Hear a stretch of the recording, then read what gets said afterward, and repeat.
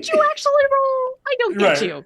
I get you though. I get you because we are live. What's up? Oh my god! Is there a tweet? Are we really live? There's a tweet. We're really live. Oh, hi. Hi. Hello. How you doing? What? We're What's professionals. up? Hey, I meant to say there was a tweet. I even made the vocalization saying I'm starting the opener, so that's like a minute and a half. You know, Listen, that's on us. matter. You did. You told us absolutely, and then we just continued to talk. We like dice. We Obviously, like these folks love each other, and I love them, so we're in a good place. Hey, folks, I'm Maddie, and we're at the amphitheater. Hello. Hi. Hell yeah. And we are at Arkenholdt University. I'm Maddie, aka So Many Games. I use he, him pronouns. I'm the DM of this game and a few others, you know, in other places. I'm also a big fan, like my friend Robo, of owlbears. And, you know, oh, my name's covering it up. Oh, there you go. Oh. Hey. Merc. Arkenholdt owlbears. Merc. Did you Merc? Merc. Yeah. I should not have even laughed that hard. I was not expecting that. Listen, I'm here with you on that one. It took my brain a second to catch up. Be like, me too. Like what? I got it. I was there. Anyway, so Arkenholdt University, and let's meet the cast because they're all fucking awesome. And let's go ahead and go right down and start with Lauren. Lauren, go ahead and introduce yourself and your character, please. I'm Lauren Urban, she, her. I am the content manager over at Idle Champions of the Forgotten Realms. You can find me on the socials as Obo Lauren. You can find me playing a whole bunch of random things all over the place. I was recently on ATL by Night, which is a Vampire the Masquerade game, returning after multiple years to sit live at the table with the amazing Ellie Collins and Dustin Fletcher, where we played an entire game and where Dustin and I played exes who are vampires. You should watch it. It was so much fun. It was a lot of yelling. Also, I'm on Adventures of the Multiverse with my cleric, Orkira Ildrex. That's every other week on Wednesdays on the Dungeon Scrawlers channel. And I do other things like Children of Verte and Distinguished Adventurers. But tonight, I'm here playing Zilphine, who is a Harengon sorcerer who is just very protective, even when she's really tired of being protective. Awesome. Awesome. Thank you, Lauren. Jess.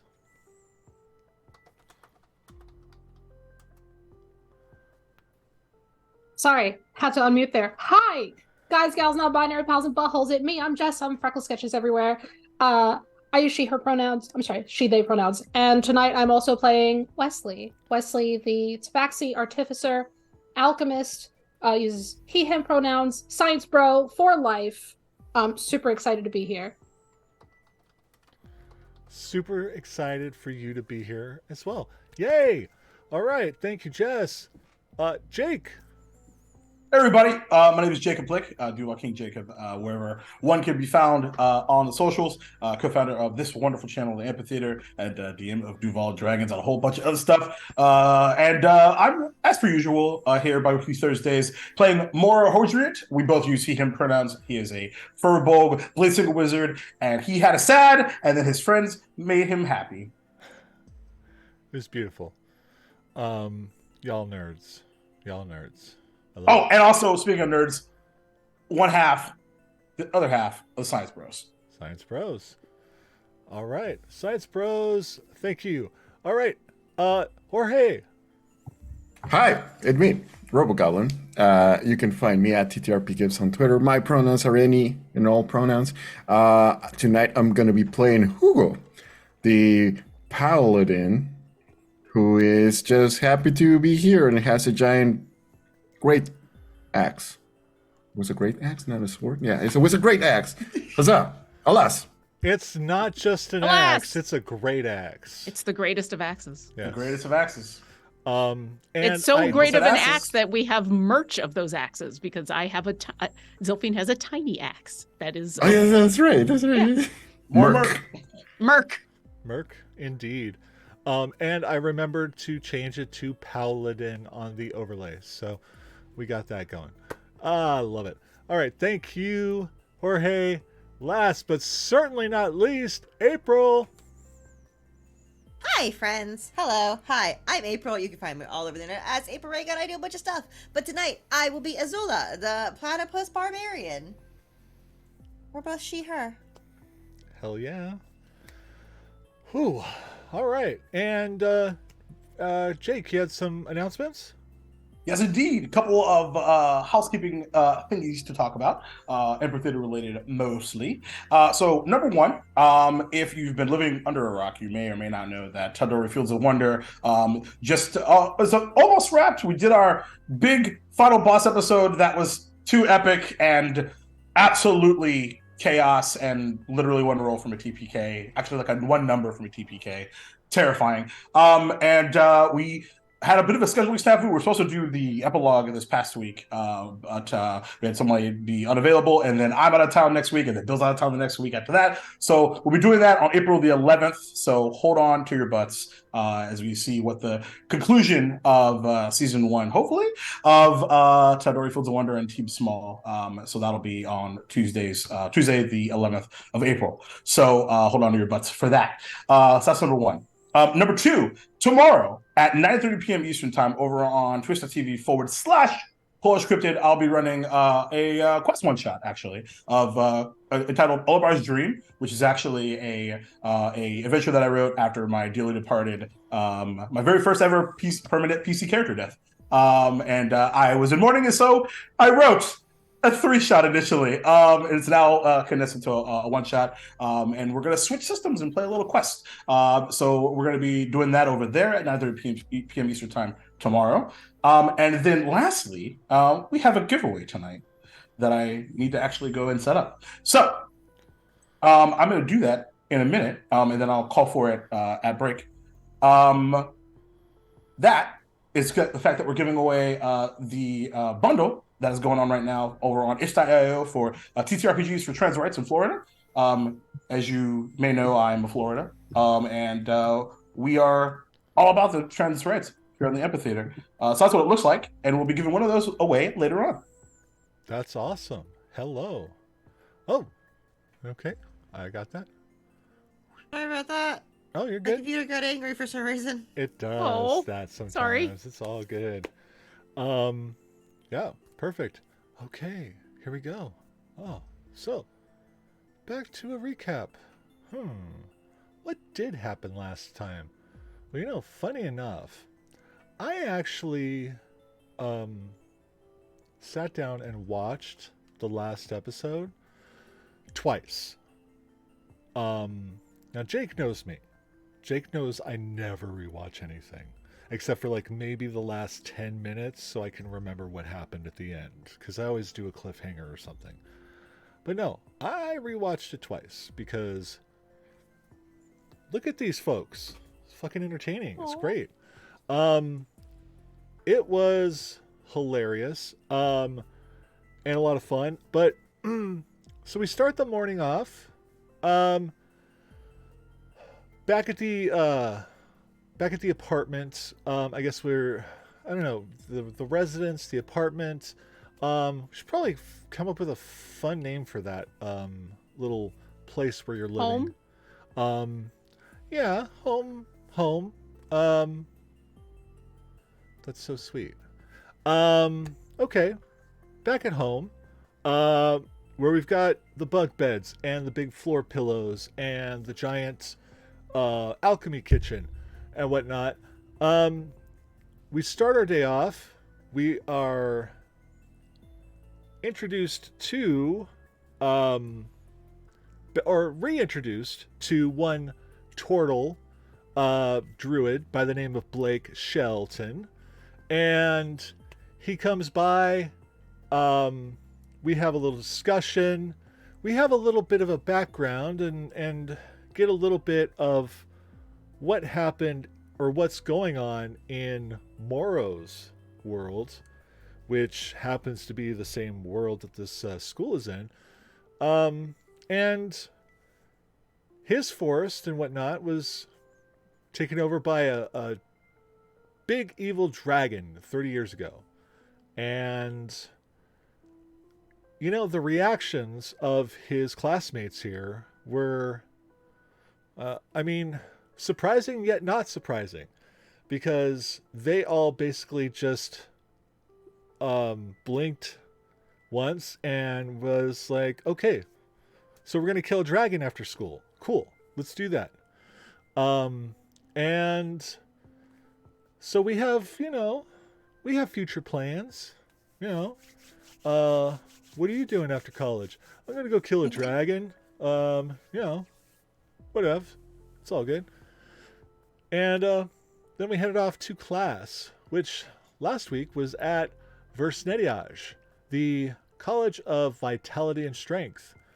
A college created by our friend Jake here and attended by Zola. And the school was up on floating island platforms, right? And so to get up there, our druid friend turned into a giant owl with the head of a bear and flew everyone up. And as we get up there, you see these platform islands floating in the sky, and you see waterfalls going down, but they go down and then they kind of go forever. So why not take a plunge, right? Says Azola and Hugo. Why not? So they jump right in. And that was a thing. Now, Hugo had an escape plan. Azola did not, but that's okay because Blake was there. Blake fetching Azola very gently in his bear mouth. But, you know, you've got friends with prestidigitation. Clean that off. It's all good. Get up to the platform, and you're there to meet a living statue of sorts. Your instructor, 7-foot tall man who, a few words, was there waiting for you. And essentially your lesson for this day was learning how to communicate without speaking. Essentially using what we call metaphysics to essentially connect with each other and communicate through your bodies, through your soul, through your inner self. And everyone did quite well.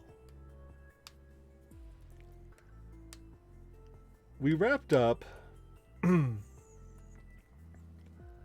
and instead of, see, now the previous, few episodes, we've kind of gone, okay, what's your morning routine like and whatnot.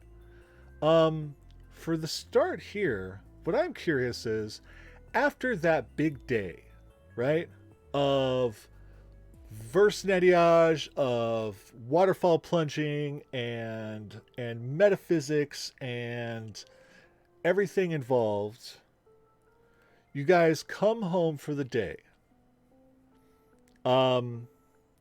What is that evening routine like? Like, because you've still got to eat something. We haven't had dinner yet. What's the plan there?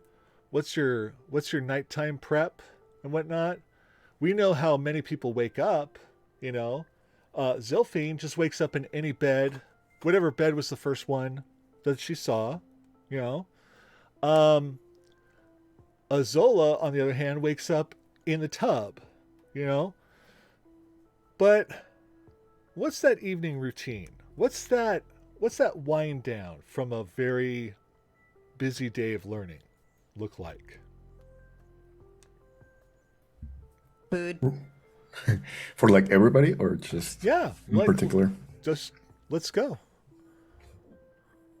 Well, I can tell that Hugo just first from all the ruckus and everything that Morals shared with us, he probably is gonna check in with him, okay, and good.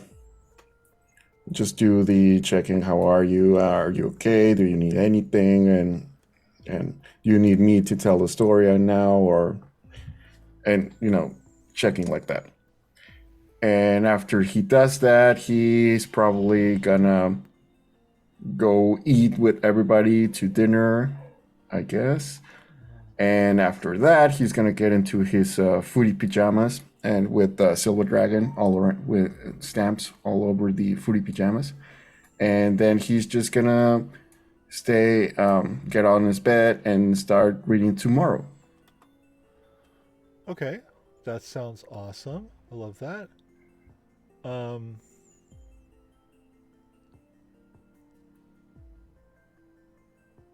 Who else?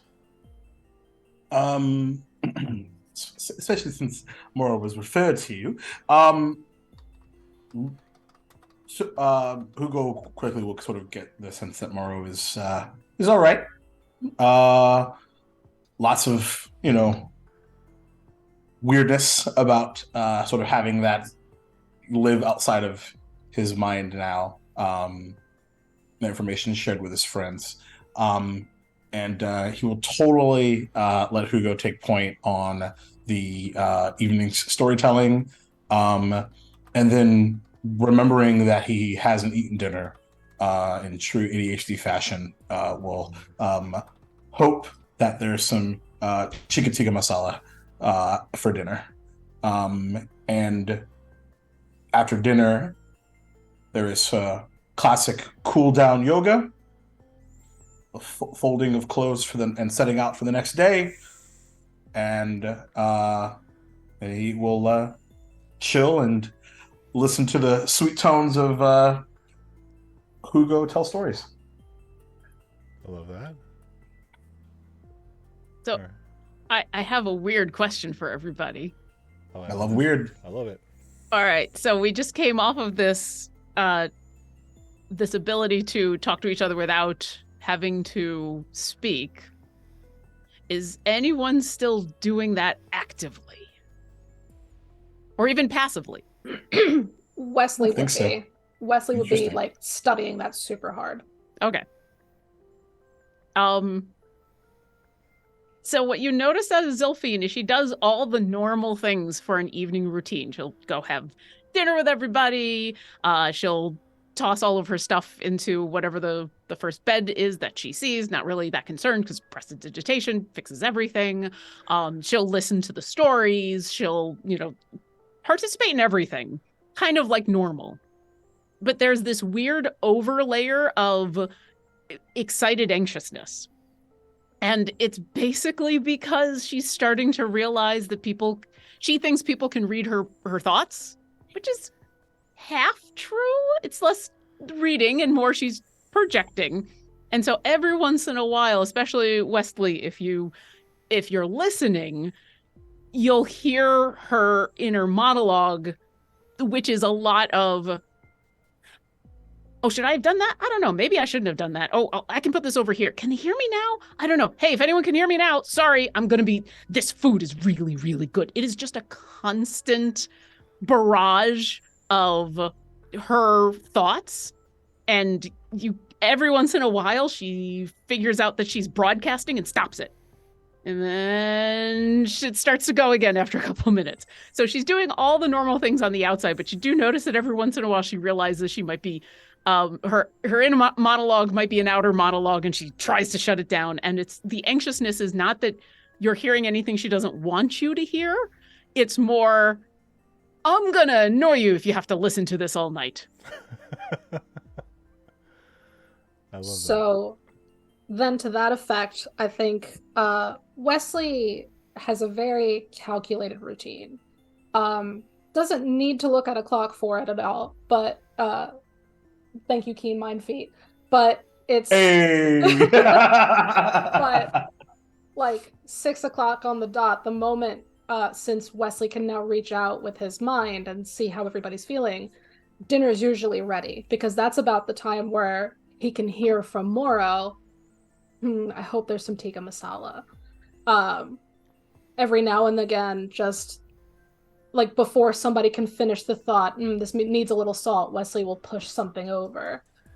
Just little things like that. And with Wesley being the alchemist, I imagine he's the one making dinner if they don't all go to the mess hall that day.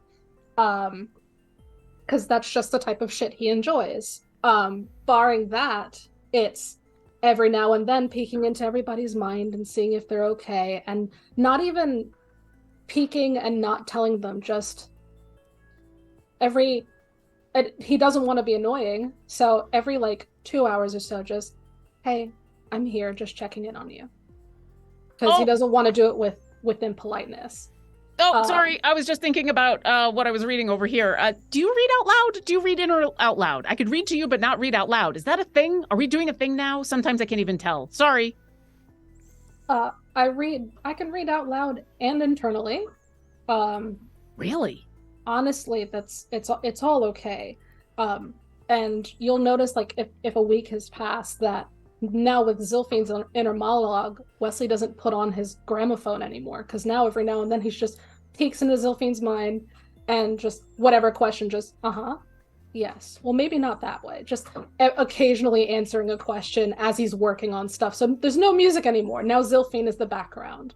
Also, if you then suggest music to Zilphine, she will immediately start to think about it. And I would like to imagine that it's like when you get a song stuck in your head, and in this case, she's broadcasting that to everybody. And she has an incredibly good memory for music, but it doesn't always include the entire song. So it'll sometimes go on repeat before it can end. So if you ever need a gramophone, if you ever need ADHD problems, I see.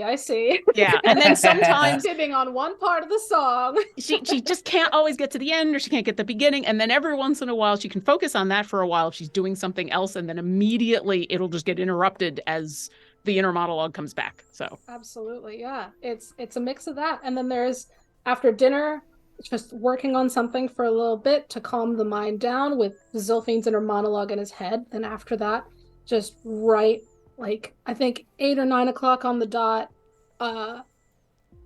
brushing teeth, getting ready for the next day. And Wesley is likely the last one to sleep, because he'll be listening for all those stuff.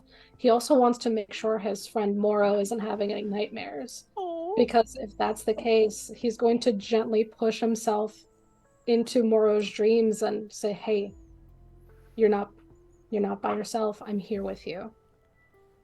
Everything is just fine.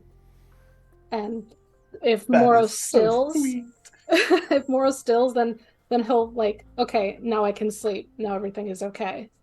He'll do his math problems to calm his brain down, his little tactical puzzles as well, and then finally find a spot where he knows the sun is going to hit in the morning and go to sleep.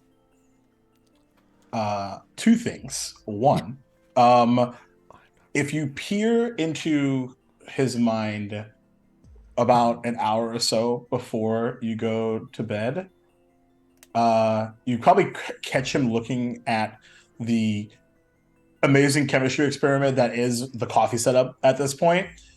And he says in his mind, should I do that for Wesley, like, tomorrow morning? Because they've been doing it, like, every day. You'll hear back, oh, I really enjoy doing it in the mornings. I'm the first one up anyway. It's just fine. Okay. Well, if you ever get tired of it.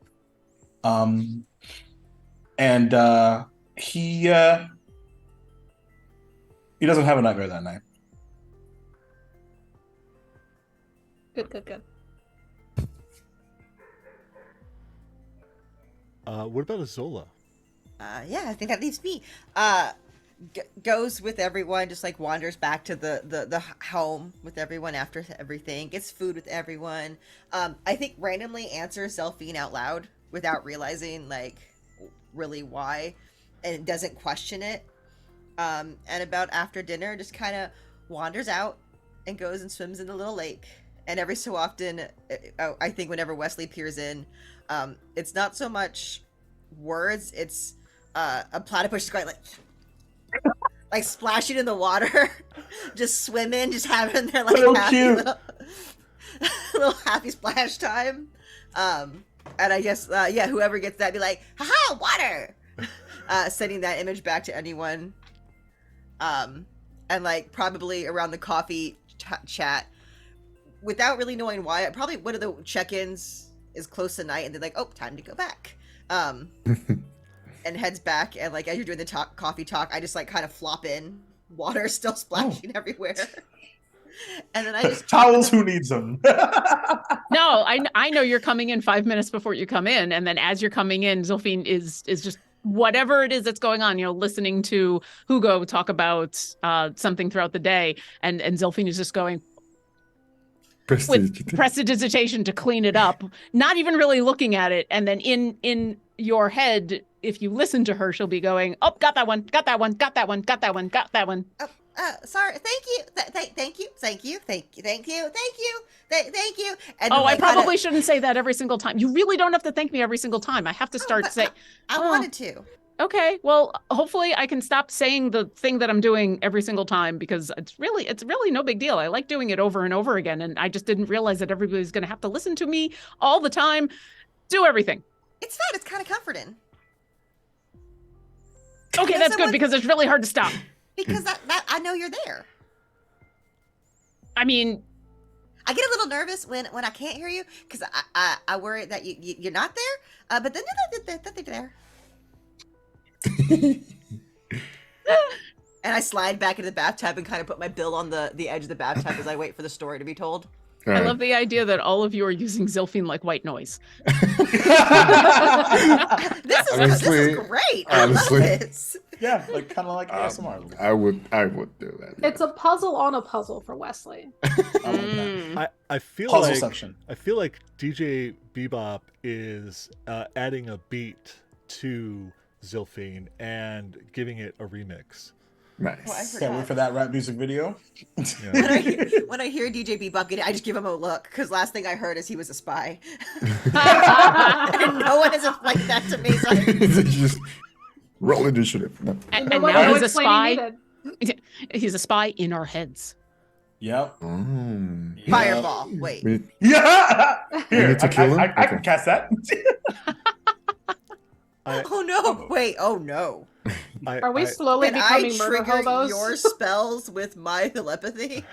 Can I be the Moro, verbal? cast fireball. Just like Oh my cast god.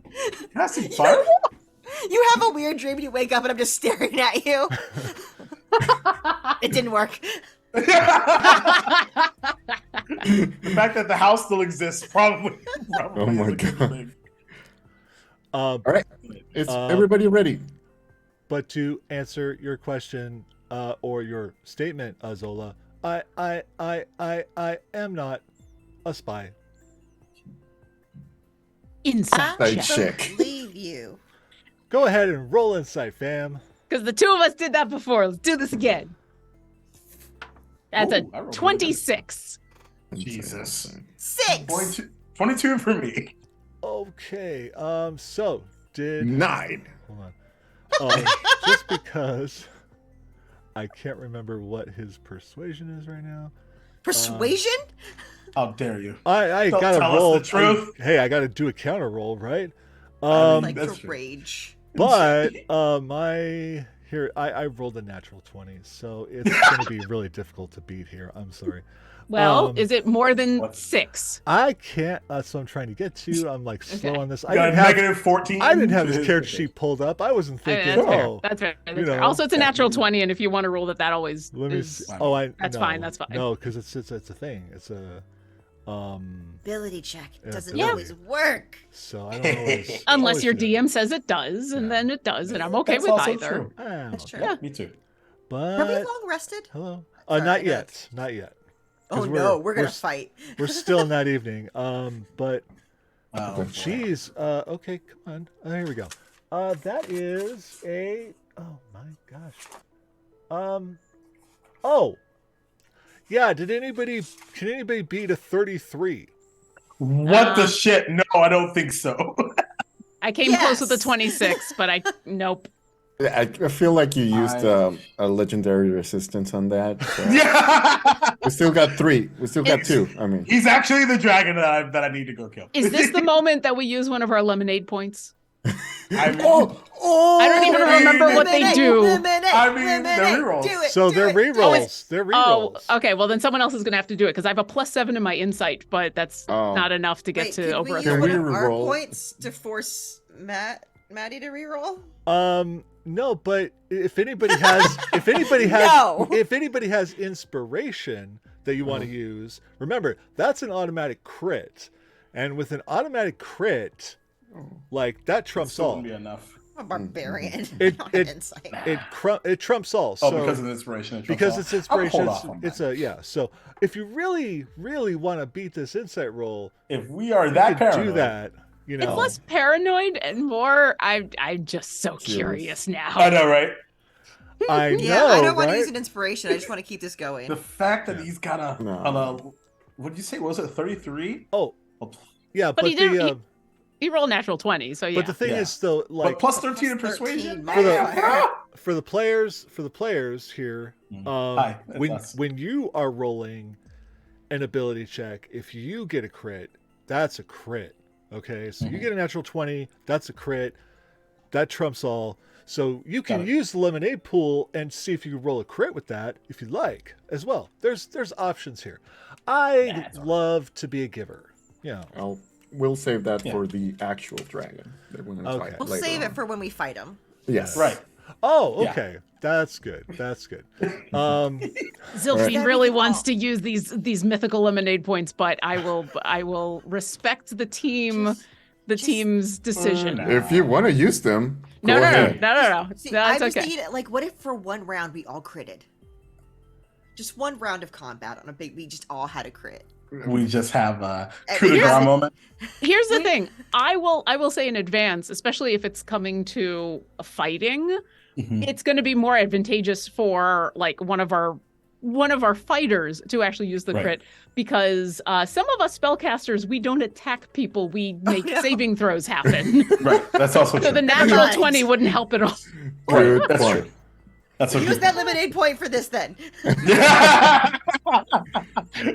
Okay, No. that's an interesting point there you bring up, Lauren. And so what I would say to that is, well, for one, DM Inspiration, the automatic crits, those you can use for yourself or give to any other player at any time.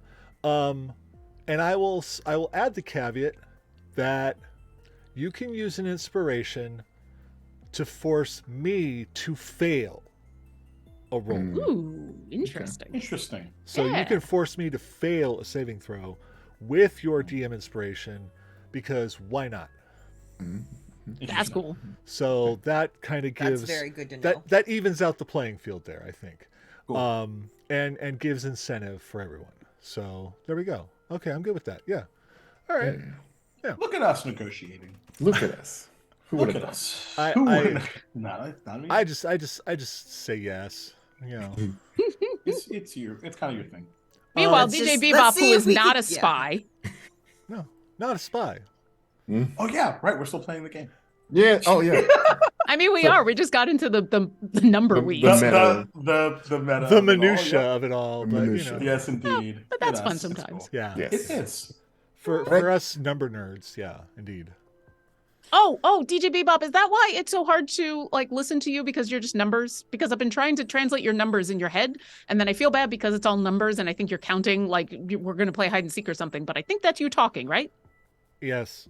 It's hard to turn them off. Tell me about it. Yeah, same thing. It's just words instead of numbers. I wonder if I started thinking about numbers, if it would be better. Oh, no. Zilphine also starts saying numbers, but she's counting up because she's not just 1010. She's like 1, 2, 3, 4, 5, 6. Why is everybody thinking 12. numbers? Oh yeah. I would wait, like to rage. Oh, Oh no, this is I'm sorry. Hold on. And she'll What's shut down. She'll stop broadcasting. That's the roll credits moment, like right there. as a wave of water comes out of the bathroom into the living room, Azola rages from the tub. Ah! Sorry, I forgot to close the mental door before I started counting. Goodbye. And she'll just stop. DJ Okay. Bebop walks over, his arms turn into vacuums and like sucks up the water off the floor. It's like He's a shop vac. That really makes sense, actually. All right. Is everybody ready to hear the story now? Always. Oh yeah. Yes. please. And I wrote this before, so I'm just gonna use it because I found it today. This is a story that I was gonna say Tiamat, but that's not my god. Bahamut. Bahamut told me like a long time ago. So there was once a powerful gold dragonborn who worshipped the light, a powerful and radiant light. But her light was taken away. She felt lost for a while, and she faced a myriad of creatures, but one made her change forever. Tail and wings she got, and after a while, she found a different kind of light, the light of the phoenix. The phoenix fire gave her confidence and power to save many worlds and save her friends multiple times. It was the love of her friends that made her so powerful. She was loved. Her story became a legend in many planes, and she inspired many more with heroic deeds. May the light of the phoenix bless us all. And that was the end. Dare you, Robo? I know. How dare? We've been waiting for like months for that one. Well done. Zilphine is now just picturing phoenixes in her head and is going, oh, maybe it's bigger than that. No, smaller than that. Nope. Bigger? Bigger? No, it's a god. She said it was a god, so probably bigger. Yeah, nope, that would be that size. That was a really good story. Thank you. Big. So, It's big. Jorge, you definitely get an inspiration for that one. Hey. If I had inspiration, I'd give it to you too. Because I'm like trying to stop tears right now. So I just that let was them beautiful. happen. It was beautiful. It's beautiful. I had an idea you still had those up your sleeve. I have every single character everybody has played, so Oh, you better be careful. Oh no, I can't. Bring it. I'm Bring not it. gonna handle this. Don't What worry. is there's- what is I with have- these There's My revenge is Real still... someday. We're gonna Wait, take what? this. Robo with the stealth feels? I have everybody, so you bitches better watch out. No. Whoa. so aggressive. Aggressive kindness. I I'm am... aim aggressive Sorry. kindness right now. Sorry, it's been a day. That but was yeah. So you're doing awesome. I call I'm that brute so force amazed right slumping, now. You know. That is like... That's my brand. So like, I get it. All Robo, right. I love you so much. Well, I love you too. But that was the story of, I don't know the name of that dragonborn, but Bahamut just tells me the stories of a lot of people. I suppose Bahamut also works with someone who also tells stories, and the storyteller tells the stories to Bahamut, and Bahamut tells it to me. Does that make sense? Yeah, Yes. absolutely. I mean, That is- everybody's got to get a that's story really- from somewhere, right? Yes. Certainly. I follow that path. Of the storyteller, or you just follow that path of us talking about it? Of what Hugo said. Ah. The path of his thought path. 1100011. No. Oh. 11000110011. Not this again. Sorry. My apologies. I'll, Too many I'll, numbers scare me. I'll go Would wash maybe the help- dishes. Bye. Or just don't do the broadcast. I found if I think of sending stone, and then I just don't send with the sending stone, then I stop the broadcast part. And then if people still want to like peek in, that's fine. Although they're gonna get just everything that I'm thinking about. But if I just picture sending stone is off. Turn broadcast off. Good point. Thank you, Zilphine. Out of character question. Has he slept in here every night? He doesn't sleep. Yeah, but has he been here every night with us? I thought he comes in the morning. No, he lives here. Okay, never mind. I was like, No, is the he not gonna leave tonight? He it's- is a spy. When are you leaving? He is your resident advisor, so he Okay. lives there All with right. you, and Right. the other then. the For other some reason, I thought he like showed up every morning. the other folks that show up in the morning are the guides that come Okay, that's by what and I'm stuff like thinking that. about. But DJ Bebop is the resident advisor Okay. and lives there, but has never said what school he attends. Yeah. Because he's not supposed to be there. Oh, I didn't think he attended a school. I thought that like this was a job. He's a resident advisor, so he's a student, just like you are.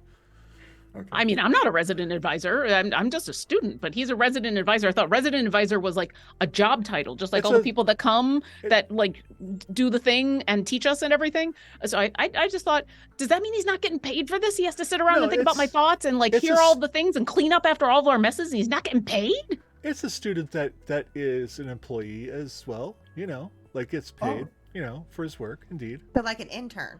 Kind of, but actually paid, Okay, as long as he's getting paid, because he does get compensated. Well, it's not like that kind of thing where, like a student teacher. Yes, right. In a sense, Okay. just like the students, like the like a junior senior in college that like oversees the dorm hall and stuff like that, kind of like that in a sense.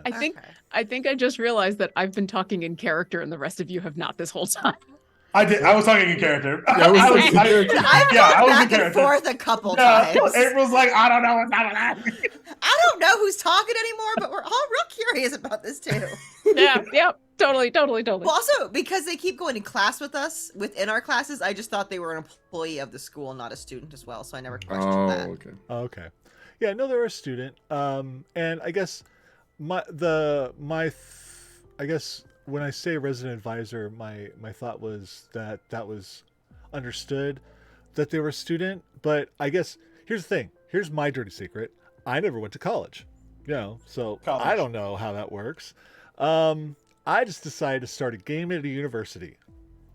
So listen, it's your university. It can be organized any way you want. I went to school online. There was no difference than normal life. I did go to a university. I have way more education than I really should have for what I do for a living. And you're right that a resident advisor is someone who, at least at the schools that I went to, they lived on the same floor and they were a student. They were an upper class student and they had their own dorm, but they lived on the same floor. And it was like someone you could go to ask for help in things. And they were supposed to have like not office hours, but like I will be here at these times if you need stuff. So yeah. And since like originally the this dorm was like kind of separate rooms and stuff like that, but we kind of morphed it all into like one big room for everybody to like tell stories together and sleep that way and stuff. Kind of just turned into like a thing where he doesn't really have his own room and stuff either, so he's just there, but he doesn't sleep. So, he's usually just kind of, while you're all sleeping, he's kind of sitting at a desk and he's just, Watching us? No. That would be really creepy. Paranoia. But not. I love how being a spy is totally fine. It's just become this like. But that's the line. Like he's spying on us, but not in our sleep, He's and I'm here for it. He's not a spy. Not a spy. Well, it's not like that. It's kind of like that, but it's not like that. All right. It's on the way to that, but it's just not there. Hey, listen. Considering those roles, Zilphine now completely thinks that you're telling whatever the reality is. Zilphine now completely believes. No, DG Bebop, so super cool. Just because we don't see when he goes to classes, I mean, we're kind of gone all day. We've got our own things to think about, and it's fine. Mostly he attends classes with you guys. Except for that one time when he stayed back and renovated the apartment for you guys. So. He took a carpentry class. Self-taught. Or taught one to Azola, maybe. Yeah. Because that was the day he brainwashed me. I mean, we renovated the dorm room. You know what? I love this paranoia so much. It's my god, delicious. I'm so happy. Oh god, it's delicious. So delicious. That's okay, fucking amazing. I'm here for it. So I will say, Moro's like as this conversation is descending into chaos. Descending. I know, right? It's here. It's been here the whole time, the whole damn show. Anyway, always and forever, and I am so down. Yeah. So I've been actually working on a spell. I figured maybe perhaps we might as part of our classes, either travel to places where it may not make sense to come back home, or if we wanted to switch things up and sleep outside, I can set up a bit of a tiny hut for us. Oh, Oh, that sounds like fun. I like sleeping outside. I So, don't, yeah, but I whenever. kind of like the idea of having a tiny hut. Oh, what's a Yeah. hut? What's a hut? So And why is it tiny? well, in the specifications of the spell, it's more of a small invisible force that doesn't allow things like weather or the elements in, and allows us to be protected. Oh, You're saying it surrounds us and protects us and binds us all together? So- Yeah, so it's like a shield. in a way, Oh, I like that. I wouldn't and mind it'll it. last 8 Alright. hours. Morrow. Mhm. I also work with that spell. Dude, I had a thought. What if Okay. we combined our efforts okay. and we together made not a tiny hut, but a medium-sized Hut? hut? So just a hut. A hut. A full-size Alright. hut for all of us. Right? All right. Well, currently it can fit 9 of us. So if we combine our efforts, it could fit 18 of us. Which would give everyone at least 3 times the room. Now, Alright. when you say us, are you talking about like a me us or a you us? Because a you us needs a lot more room than a me us. That is fair. Mhm. As part of the calculations, I included space for everyone, including the more spatially what's a good word for it? Smaller. That's it. It's okay. You can. I'm just. I was small, thinking that's of the fine. opposite. I was Oh, thinking of Spatially gifted? challenged. That's what I was. I think that's where it was supposed to be. I mean, I'm okay with just being called small. It's just a fact of life. It's just I a feel reality, that. right? Oh, Yes. I was more referring to the fact that I'm quite large. Ah, okay. Okay. I would say spatially gifted in that sense. I like the glasses half full. That's better. Hmm. That is better. Mhm. I think it'd be a It good is. idea to sleep outside every now and again. In fact, I know Azola is more comfortable usually by the water or in the water.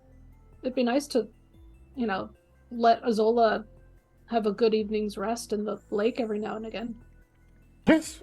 We could set up What? the hut to be partially in the lake.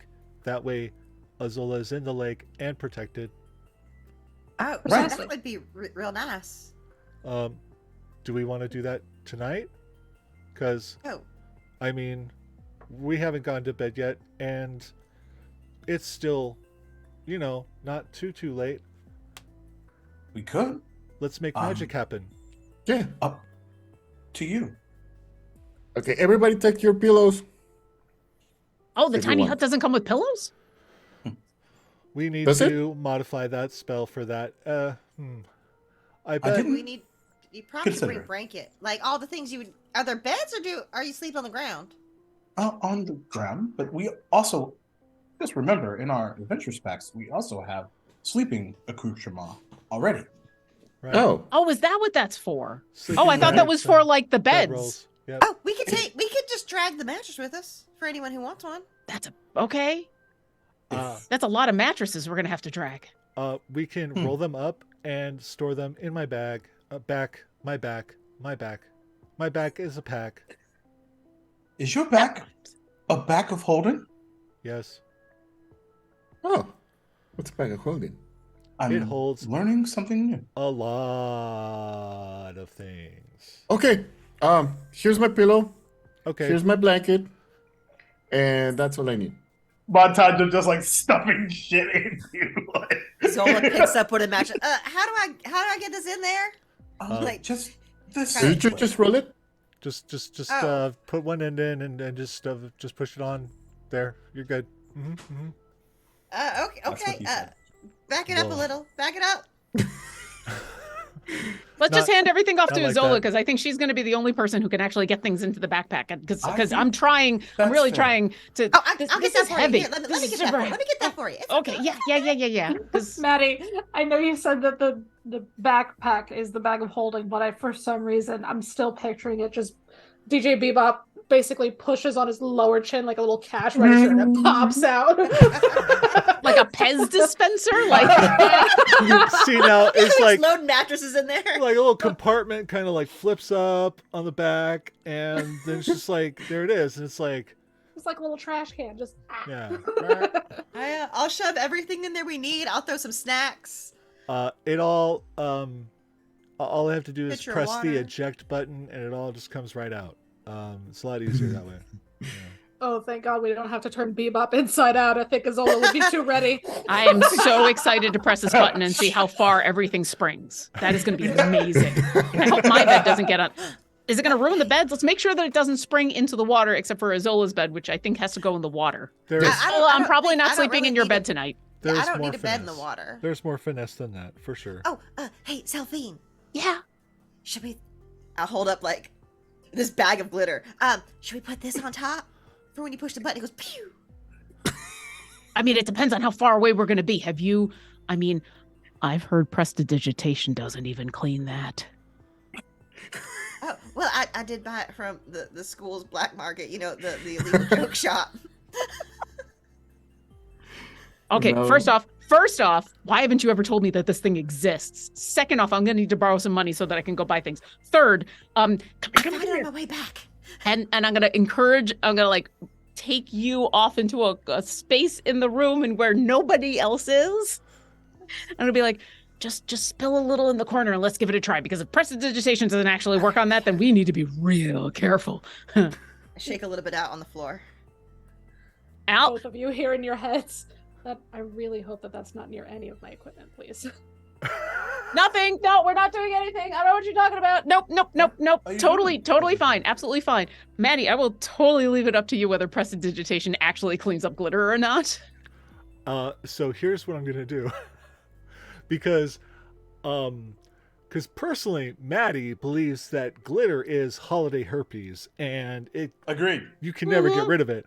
Yep. I'm gonna have you make a charisma roll, a spellcasting roll. Okay. And you're gonna have a DC of 20. Okay. Am I making like a spell attack or just roll a charisma check? I would, I'd do spell attack. Why not? Are you Okay. proficient in glitter? I'm helping. Advantage. Excellent. I am so excited. All right, I'm just gonna, since it's a spell attack, here we go. I'm not actually casting Witch Bolt. I'm just rolling it to make life easy. There we go. 24. Oh, There you go. All right. Does it work? It does.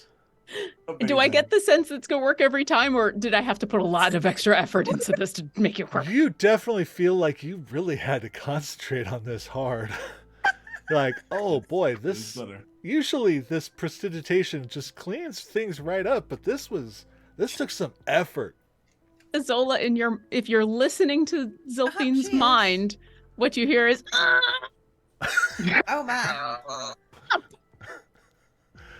Oh, this fucking game. I feel You need a glass of water. You good? You good? ah!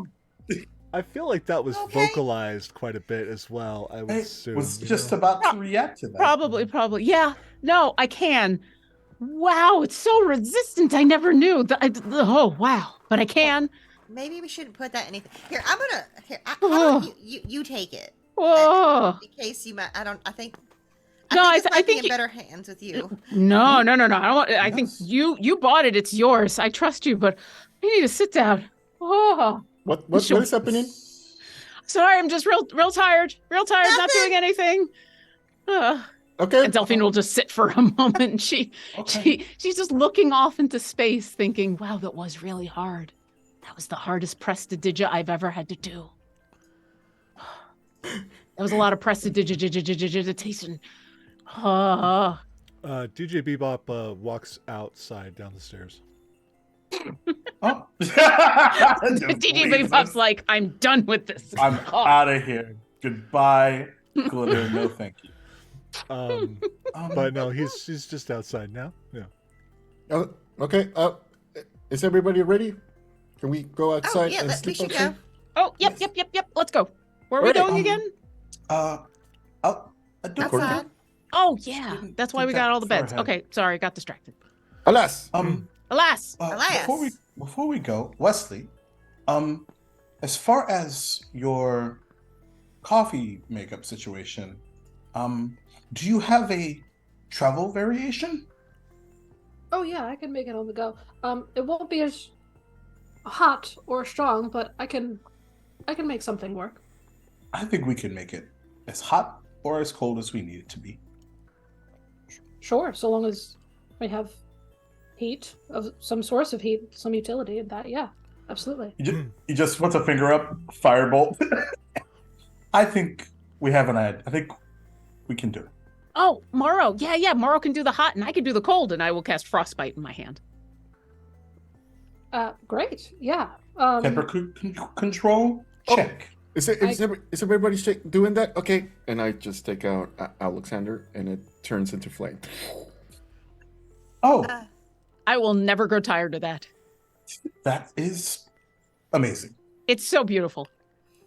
You heard that, Alexander? They all think, what? Yeah, okay. Alexander wants me to tell you that you are all valued, you have worth, and you're awesome. You know, Alexander was such a good motivational speaker. Oh, yeah. Does it get hot when you put it in your head like that when it's on fire? A little bit, and you just see flames a little bit on my feathers just... Oh, Do you need some water? Oh, no, that's totally fine. Okay. Follow DJ Bebop, but go to camping. So I when, assumed we were walking and talking. when you get outside, you see that DJ Bebop is now a very small RV.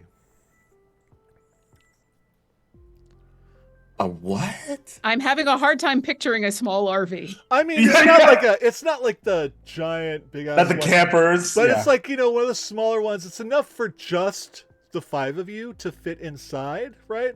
But there's like no there's no like beds inside or anything like that. This is just for travel purposes and thematic, because you're going camping. Okay. Yeah. I'm trying to find out where the map is in Discord. Oh, I found it. But oh yeah, the map. Let's take a look at that as we move to. We can do that. Oh, I right should. there. Yep. I should look Right at that. in roll 20. Oh. Azola, you want to ride shotgun? I don't have a gun. No, it's a term. It's a term. It means that you get the seat next to the driver. It's like the helper plus kind of the seat of honor, because we're going off to go sleep in a place so that you can sleep with us while we're also being in water, but we're going to be in a bed, because I don't understand why anyone would sleep on the ground. The ground is hard. I don't understand that either. At least the water is just like you just float. Yeah, you have a water bed.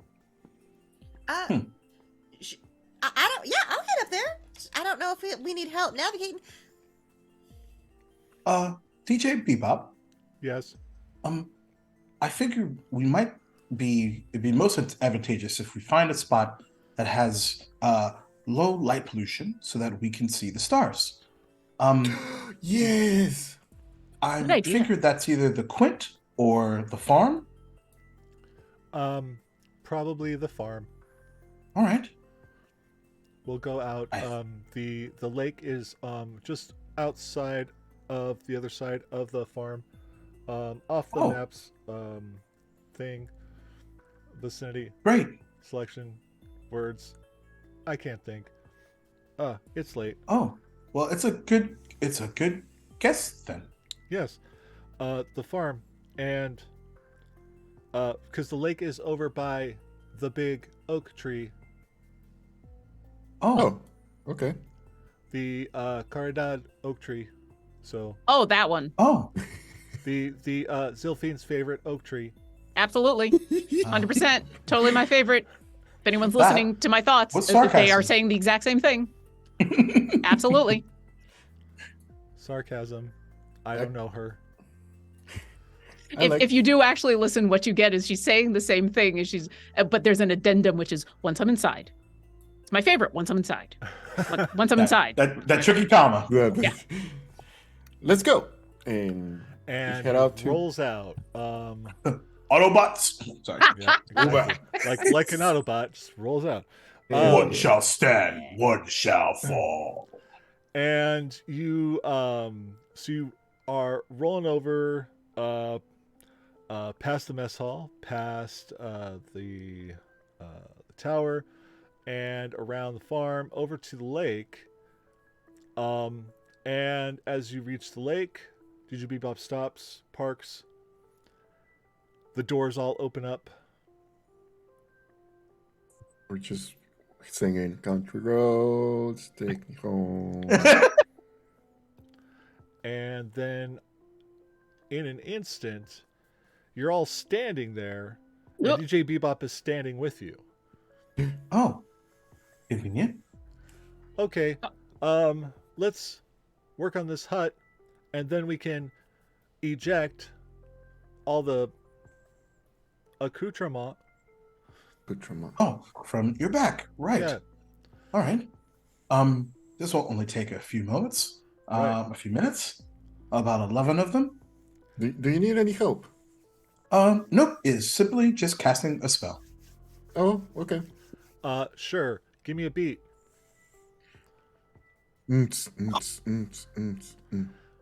And you see DJ Bebop when he starts casting a spell.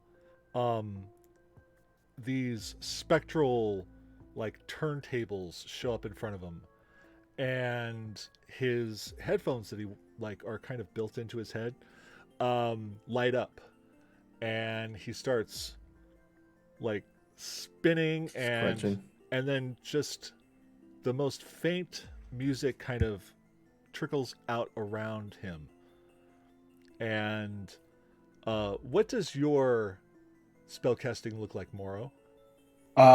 He takes out a bit simpler and less party than that.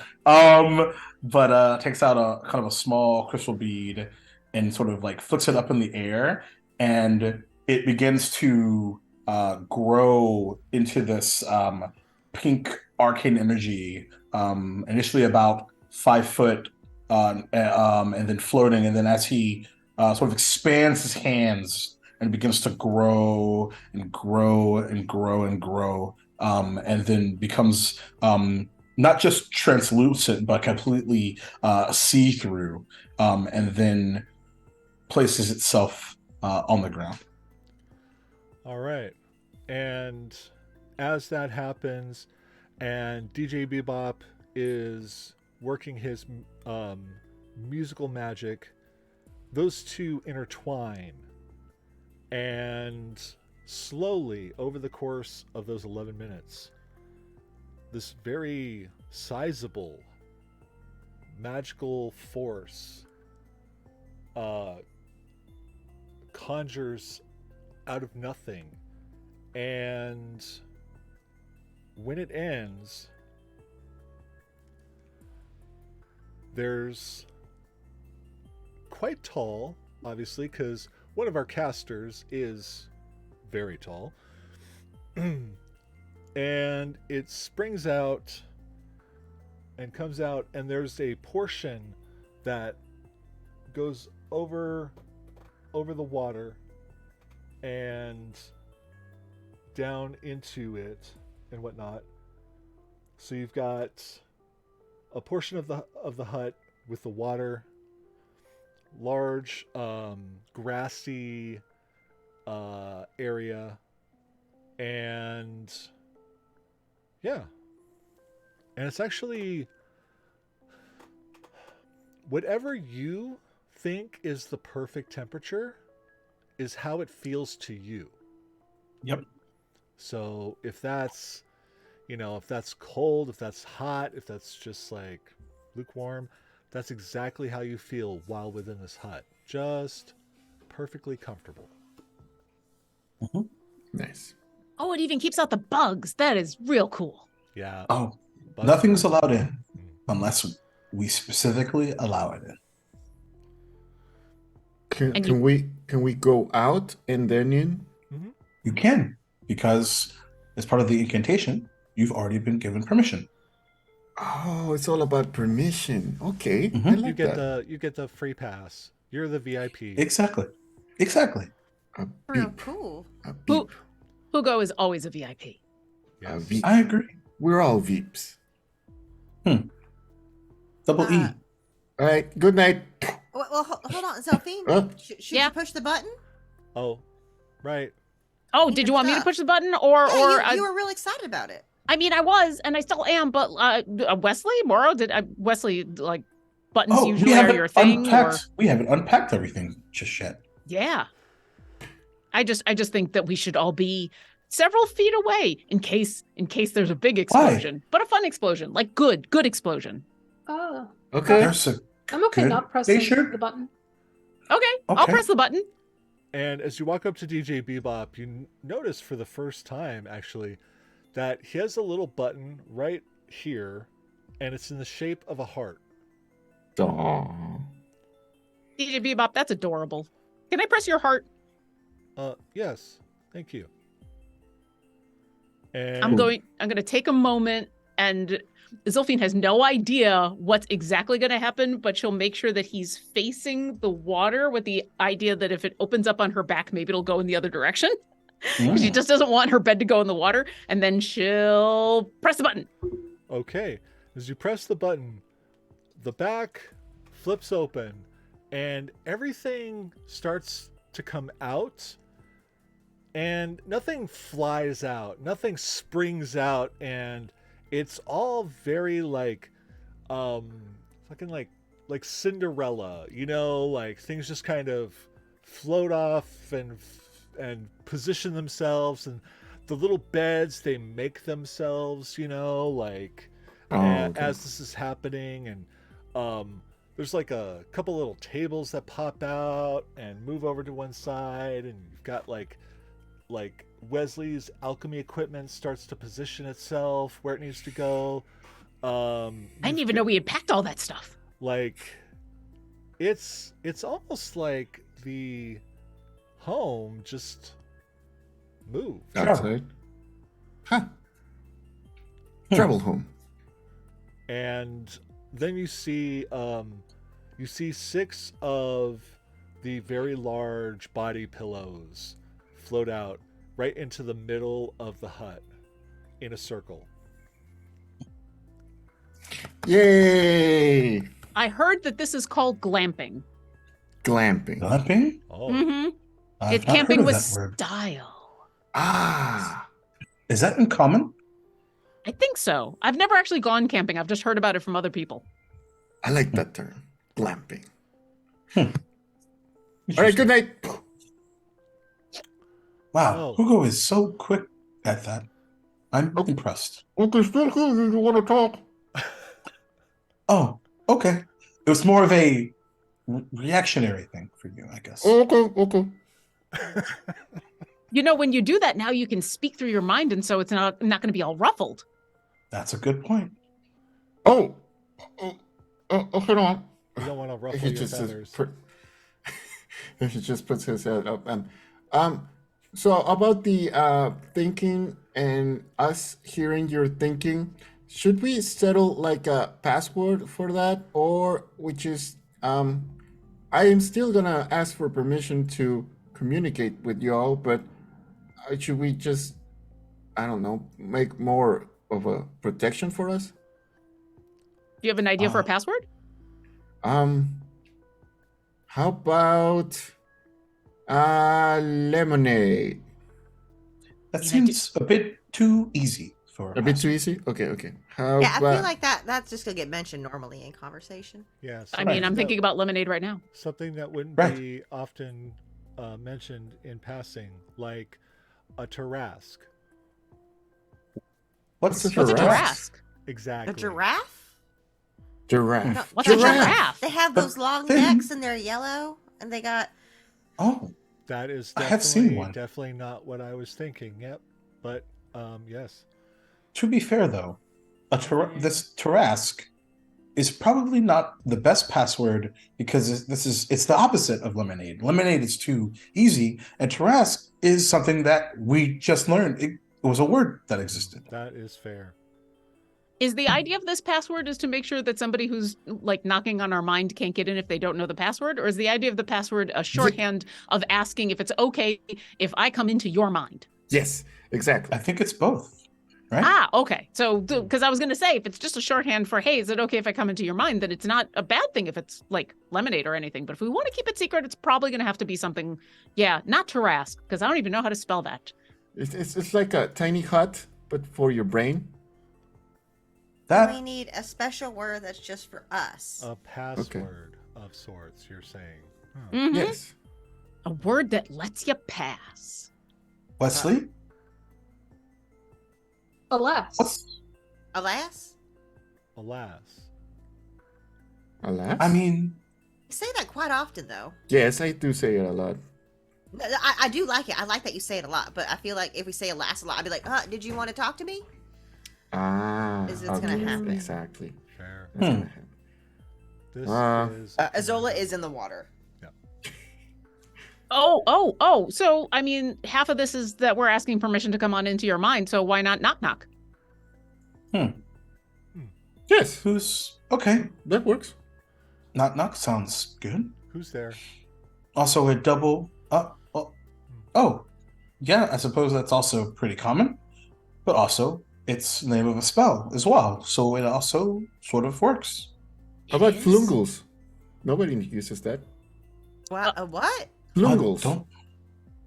What's that? I just made it up. Oh, okay. That makes sense then. Well, I'm up for either. Huh. As long as Hugo can tell us how to spell it. Or maybe a combination of two words. It doesn't Yeah. have to be one. So, like, we could do lemonlass. Lemonlass? I think we're making this real complicated. It's Yes. really late. Yes. Oh, But this is what we you do. don't have to decide right now. We Okay. can do it tomorrow. But if anybody wants to talk to anybody, for now, we can just ask. Sure. Has the asking look. been okay so far? Oh, yeah. I've had no issues. Huh. Then maybe we're making a problem when there's no problem. Listen, Maybe. Perhaps. that's what D&D is. What's D&D? You're not wrong. D&D. That's what science is. That's what science Oh, is. it's science. Okay, it's science. There it is. Mhm. D&D is science. That's fair. Yeah. Science. The mappiest science you've ever seen in your life. Oh my god, I know, right? Must be why I love it. All right. so much. All right. Good night, everybody. Good night, Good night. everyone. Sleep Enjoy the well. water. We just go to sleep. All right. I guess. So, Looking up at the stars. everyone going to sleep. And for now, we're just going to have a long rest. Yay. Hey. Now? Bye, For temporary hit now. points. That could be for another episode, I think. Temporary hit points? Hey, we get temporary hit points? Thank Yeah. you. I had So temporary hit points. nice. No, Why? the temporary hit points are for another episode. I just put those two together. I don't know why. Yep, like it's Oh, fine. no, I love it. I kind of love it. I was in my brain going, oh, let's have some dreams. But nah, we've already eaten away enough time with this. We'll save that for next week. you know, Future nightmares. you know. Hey. No more nightmares. But, They But- did say dreams. but Well, there was just dreams. I a don't thing trust that. with that Jess and Jake were talking about and put an idea in my brain, and I'll save that for later. Yeah, That'll be I saw fun. it click in your mind, and I'm like, well, I should not have said that. That's Yep, great. I also did. I'm excited. I'm fucking hype. But for I'm now, we'll get on with our lesson plan. So go ahead and click those long rests, everybody. I Already did. 'cause I'm Yeah. a good student, Maddie. Yeah, you suggested it. I did it. Yeah, Give me my Yeah, spell right. slots. Don't take two back. Oh, Give me- take You don't back. get Give me my Take spell that. slots. Give me Nom them- nom nom nom. give me them Spell slots. slots. Nom Nom, nom nom, nom nom nom, nom. nom, nom, nom. And everyone is leveled up to 7 now, right? Correct. Okay, Yeah. Yep. excellent. So, 7th level. Fourth here we level, go. baby. Fourth level Um, slot. Let's go. And as you all are waking up and whatnot, you see there is a kind of like a robot of sorts. So for us who, are normal folks that live in the real world and stuff like that, that plays Who's that? sci-fi games and things, you might know what a mech looks like, right? Like from BattleTech or something like that, where it's like the big old like cockpit with legs and like Megazord. arms and This is stuff. Continue. This is our Voltron episode. Let's go. Mega War. So Ripley. I think of that- Ripley every single time. That is essentially what is walking up to the hut right now. Do we see who's piloting such a craft? As question. it gets closer, you can see through the little cockpit glass is the tiniest warforged you'd ever seen. Aw. It's a robot piloting a robot. Okay. Inception. It's robot inception, yes. It's like a double rainbow. It's like a Matryoshka doll for robots. And as it comes up to the hut itself, the cockpit opens up, and you see this 2.5 foot tall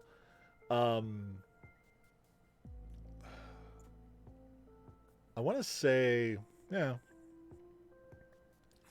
they look a bit like, I'm going to go with like Bumblebee from like early 80s Transformers because he was so cute. I love that. Small, kind of yellow, with the little horns Yellow. and stuff, because those were adorable. And the bright blue eyes, and kind of stands up inside the mech. Like, oh wait, hold on. Oh yeah. All right, how you all doing? Oh, hi. Oh, I forgot there's no morning. knocking on this thing. Have friend. Can Good they morning. see us? yes. Oh, hey, there you are. Nope, sorry, wrong accent. Okay, I can do this. Now, oh, there you are. Okay. Are you ready for your next lesson? Are we ever ready? Oh, Actually, we are. We're always ready. Yes. Yeah, Oh, I'm that's sorry. Who are good. you again? Had my coffee. I'm Giddy McCoglin. Okay. Of course, he's a Mick. And Hello. I'll be your guide for Ilon. Oh, that's exciting. That's my school. Yeah. Oh, Hey. Right. We're going to the College of Thought. Bolt. Great. Oh, I think we've all been doing a lot of thinking lately. So Yes. great. I need to do a lot less. And we need to control that thinking now, right? Sure. I'm trying, really. Would you like a coffee, Mr. McCoglin? Oh, no. But if you have a little oil for the gears, that'd be great. Oh, I do. Oh, Pulls open. excellent. I don't have any oil.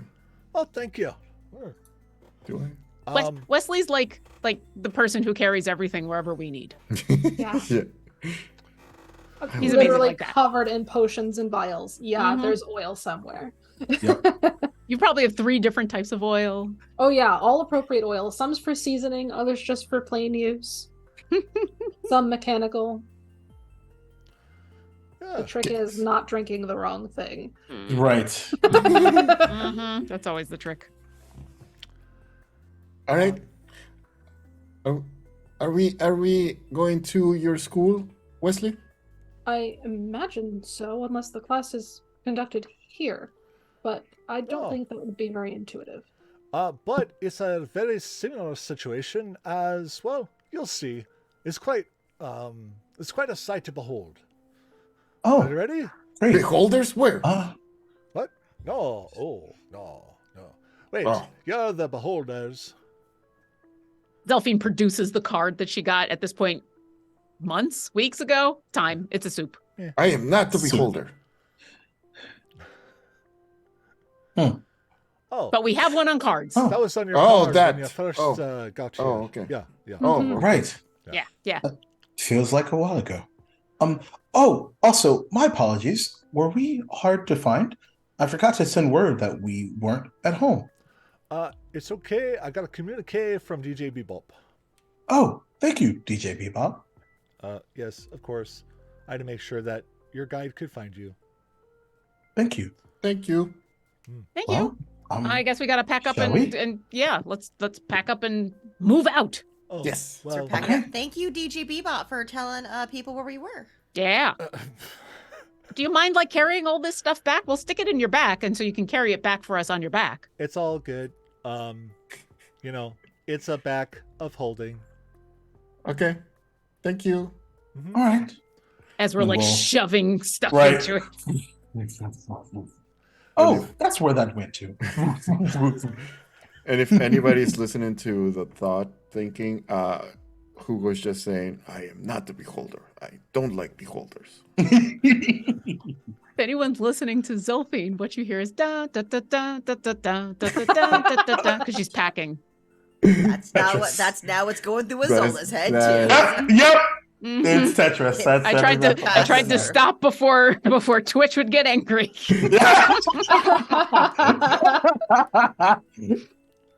And throw the beat to it, and we're good. Yeah, there we go. Right. Hey. There it is. There you go. And all right, so let's do that. All right. So as you guys get together and start following Geary out to the College of Ilon, you head past. You're basically going on the other side of the Quint. And you actually pass by the College of Beats that you guys went to when you first got here. And as you begin to step off towards the College of Thought, April, would you like to describe what they see? Yes. Hold on one second.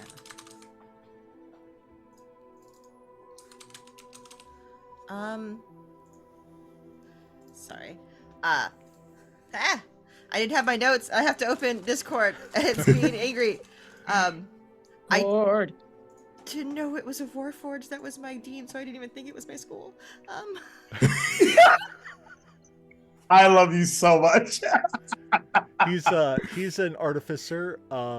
They're another homebrew artificer. They're called the Technomancer. And they're basically like a small and a mech is what they are. Mm. So, We love smalls in Mhm. this house. and since You're here for all Bebop sizes. was already an auto gnome, I wanted to make this just a small warforged. As an autognome, I thought it was a Warforged. Okay. I mean, Just- they're very similar, but yeah. Yeah, just smaller and Gnomish. Gnomish, yeah. It's the nomenclature, if you will. Right? It's the nomenclature. I love gnomes. Autognomes. Sorry, I'm trying to find. It's not loading it up in Discord. Oh, okay. I failed my wisdom saving throw for puns. Okay, there it goes. hurt I think I found a it. lot. I have the rough Google Doc for it. There you go. Okay. So, sorry everyone. You see, All good. that's not the right part. That person's not there anymore. There's already a murder in the school.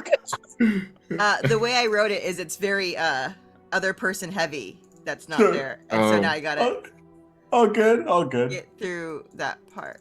area focus. Okay, there's a look. Okay. You change one thing and I don't know what to do anymore. So you walk into the Capits. It's the School of Ilon. It's the School of Theory. It is a Korean translation, as its founder was a Korean Harengon wizard of the moon.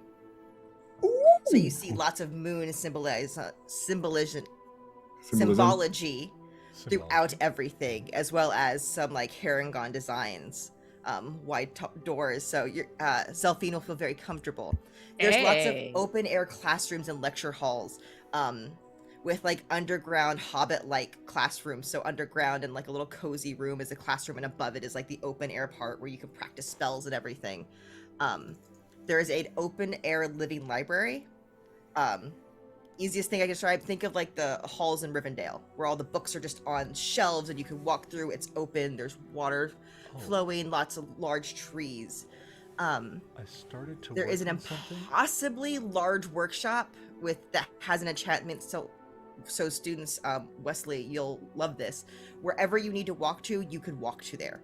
If it's 700 feet in another direction, you can get there immediately. It's just walking. All the rooms are different sizes that your mind doesn't quite perceive until you're in it. Each room that you walk through or past is just so much larger than it looks from the outside. And then you walk through and it's just a beautiful little room that you see from the out. All right. That's super cool. Super cool. Thank you. And I started to work on like a map essentially for this. It's not quite complete, but you can kind of see it in the Roll20. It's like one of the weird things about Ilon is like it changes. It kind of moves with thought and theory. I love that. The idea of thought is what you think of, it will come to you. It's kind of like with the movement. I love that. So Like you said moon, and my brain immediately went to purples and blues for some reason. Also, I love that this is the school we're going to after we've done the whole thing of connecting our minds. It's very appropriate. It's wonderful theming. It's like some of this was planned or something. The script we got today was great. It's like someone planned things. But as you follow Geary, and kind of take everything in, walks up to what looks to be a very small entry door. And he reaches down to lift it up and looks over. And I'm sorry, this is like essentially he's controlling this mech. The mech reaches down and opens it. And the other mech arm just kind of waves you over towards the small little door and says, all right in there. There? Mm-hmm. And then what? Well, we'll begin our lesson for the day. Okay. Walking. All right. Go in. So as you walk towards the door, which when you first see it, it looks like it's maybe just like a foot high. It's very small. But as you get closer, it's almost as if it kind of opens up just large enough for you. And as you step in... Oh, I gotta ask. I'm sorry. Yeah. Zilphine's gonna stop before she gets to the door and back up and see what happens. As you back away, the door shrinks back down. Oh, yeah. Zilphine's gonna spend a good 10 seconds. One of those. Yep. Oh, that's so cool. That's so cool. Okay. Right behind you, you hear Moro go, I agree. He's doing the same thing. Oh, okay. I should stop. We should go. It's all good. Take your time. Experience it all. But as you all enter, you see a Okay, what was I? It's yeah. You see a very grayed-haired dwarf, with a very elaborately braided beard, and these flowy, elegant red and pearl robes,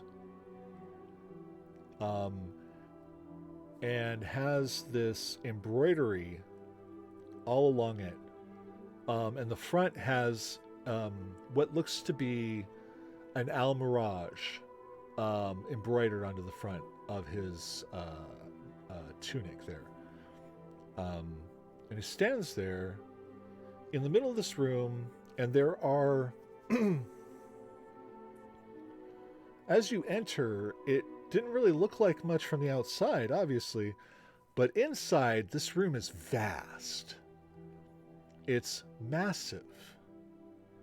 And there's seven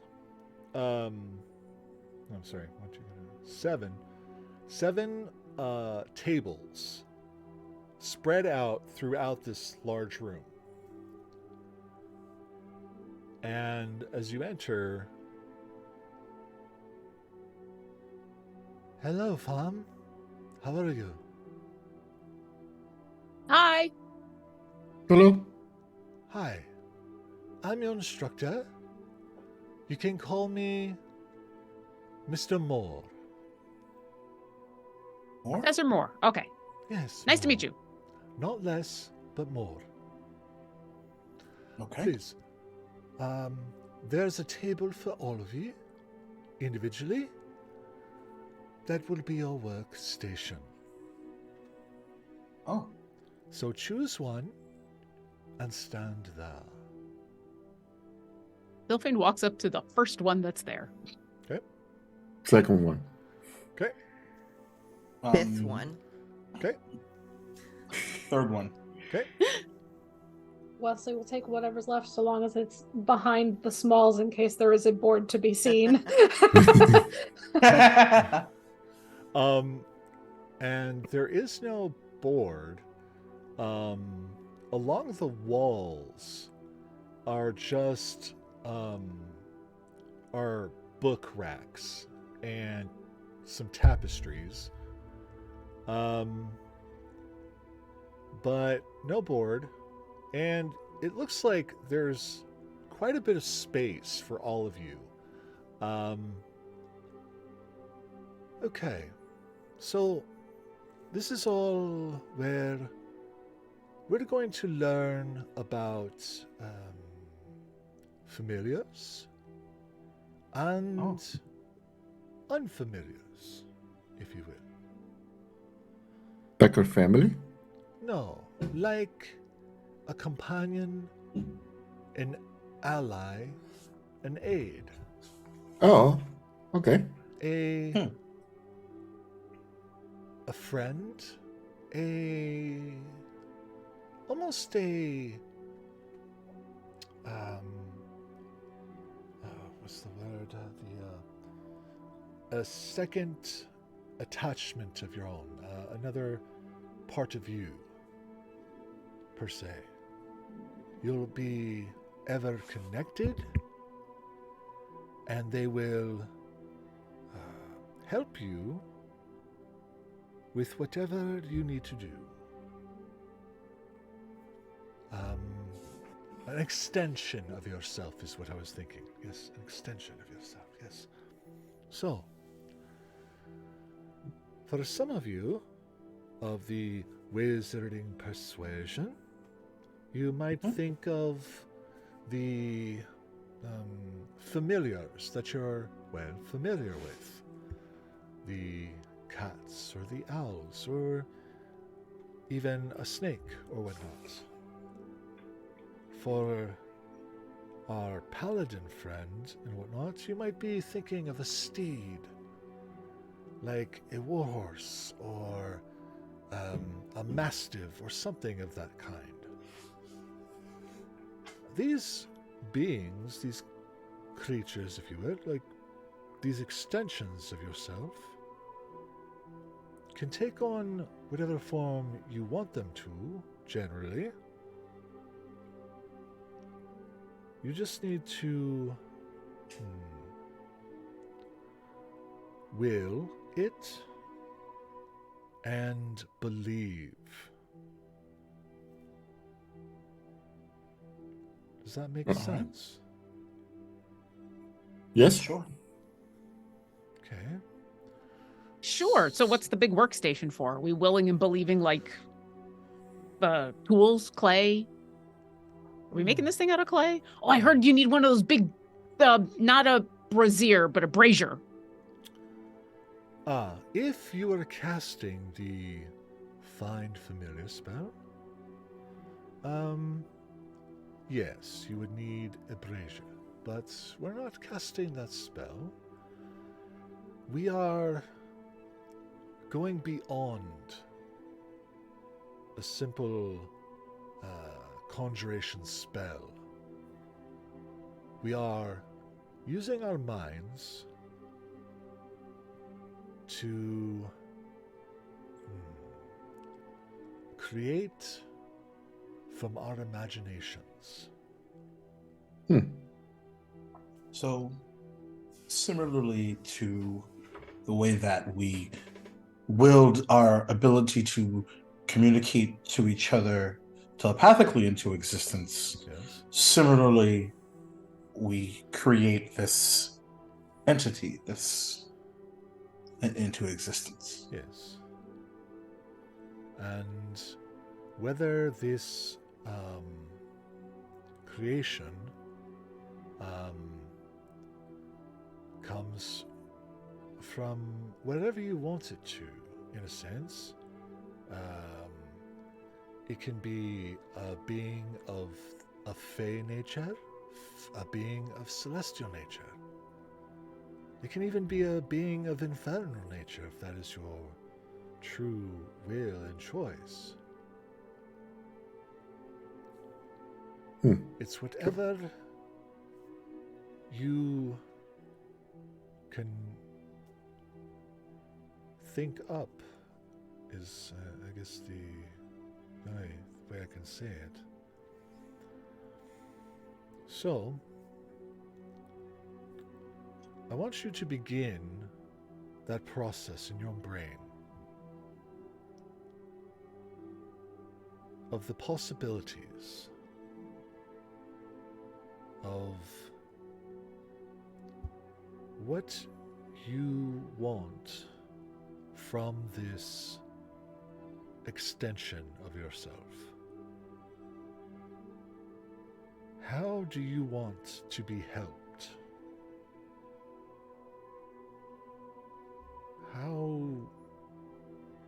Think of it not only as a creation, a tool, but think of it like a tool in a sense. You're bringing it into existence to help you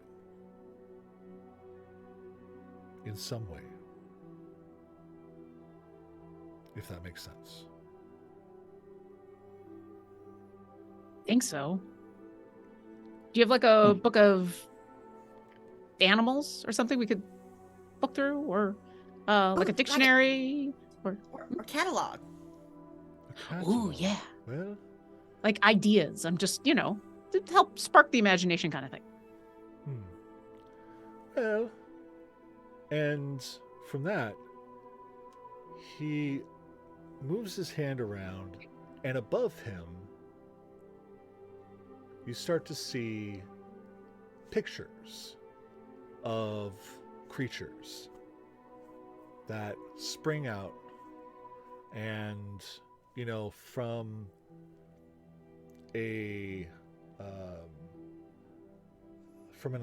an orange tabby cat to a squirrel to a badger to an otter to an owlbear to all sorts of things start popping up.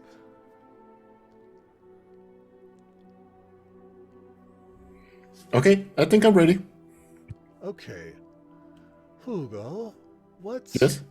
what is your mind thinking on this? Okay. I don't know the name of them, unfortunately. That's But okay. this is how I picture them. And I start picturing a large winged brontosaurus with wings like a dragon. Okay. And it's a brontosaurus. Brontosaurus. And it's also a ghost. A ghost. Yes. What color of ghost? It's a purple ghost. Okay. So, and how large is this being? Probably around. You said this is more like a familiar or a steed for us? Yeah. Uh-huh. Okay. So yeah, that's probably horse size. Probably about horse size. Okay. But the big horses, I don't know how. Yeah, like a draft. A war horse, yeah. You know, like a Clydesdale. Yeah.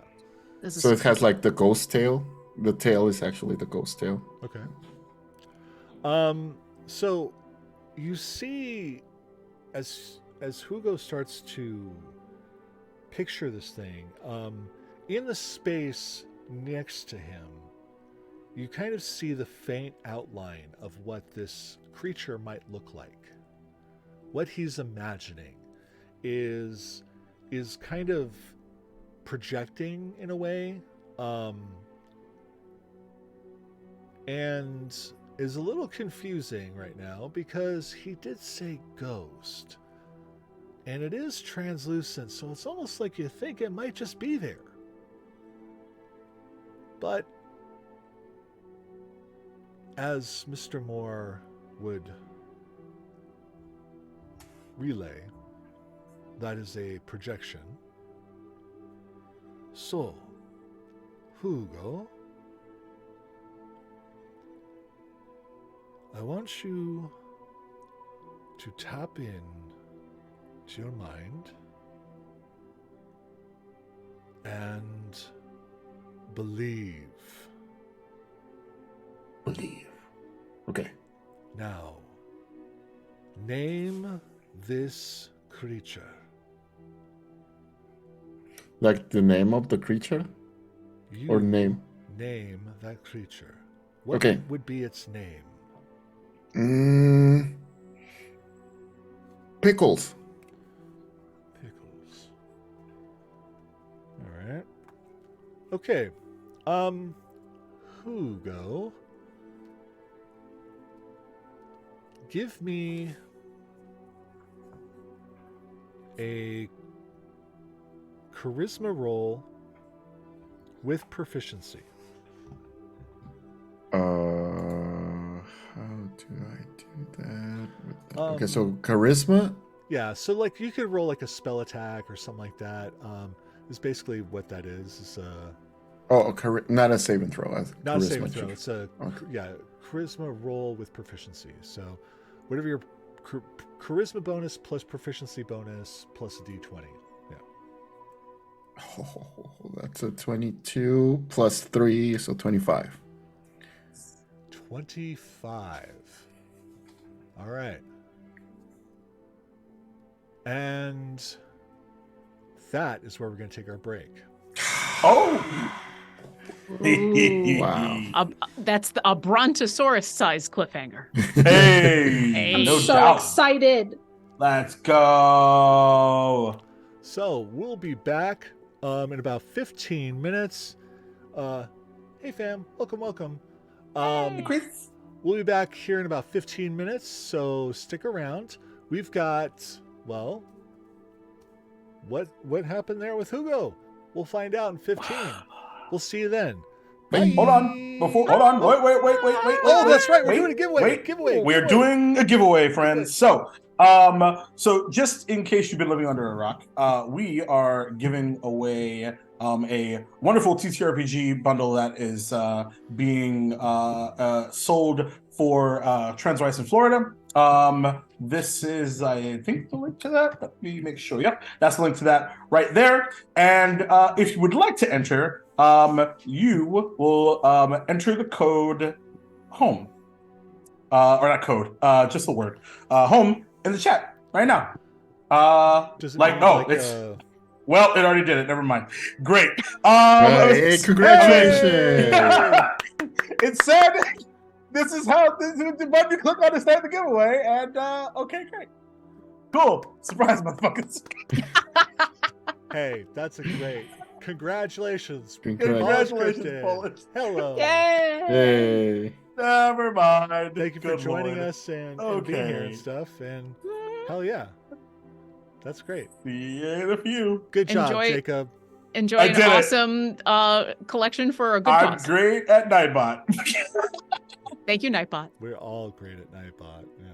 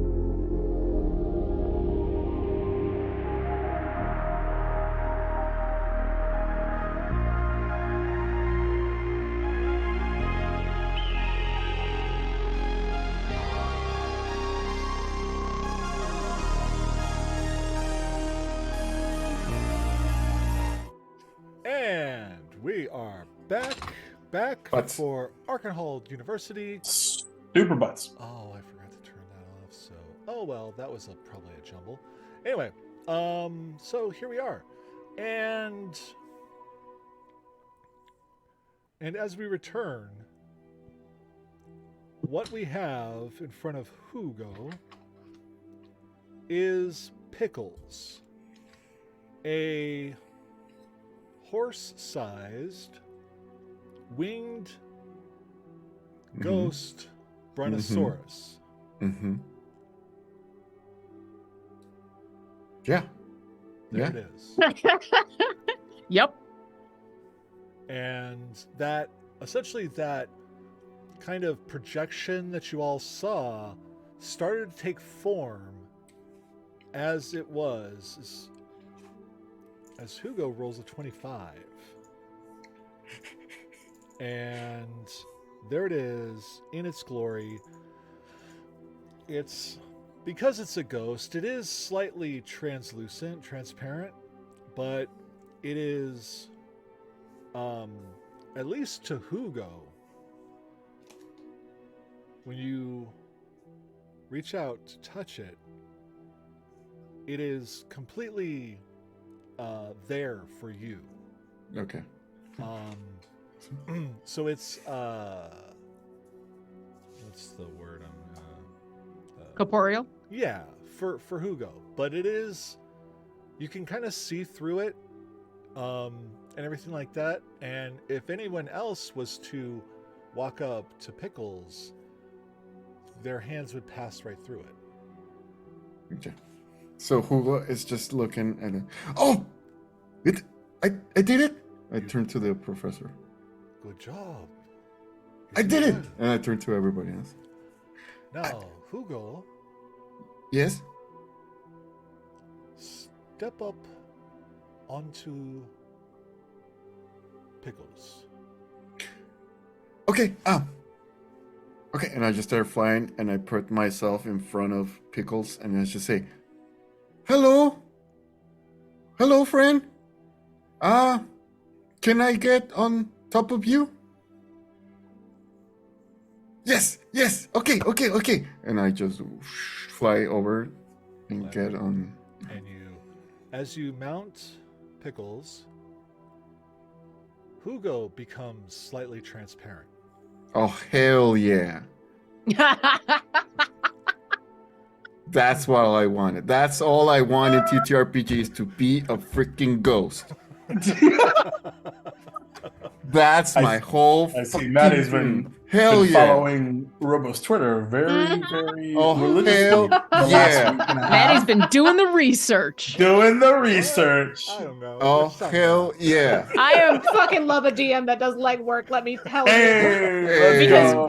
Because what ends up happening is we get to see RoboGoblin super excited over things, and basically that's half the reason I play TTRPGs is to watch Exactly. him be You excited know? over things. You know? Facts. I'm from Facts on freaking facts. ghost. Oh, Yeah. Okay. yeah.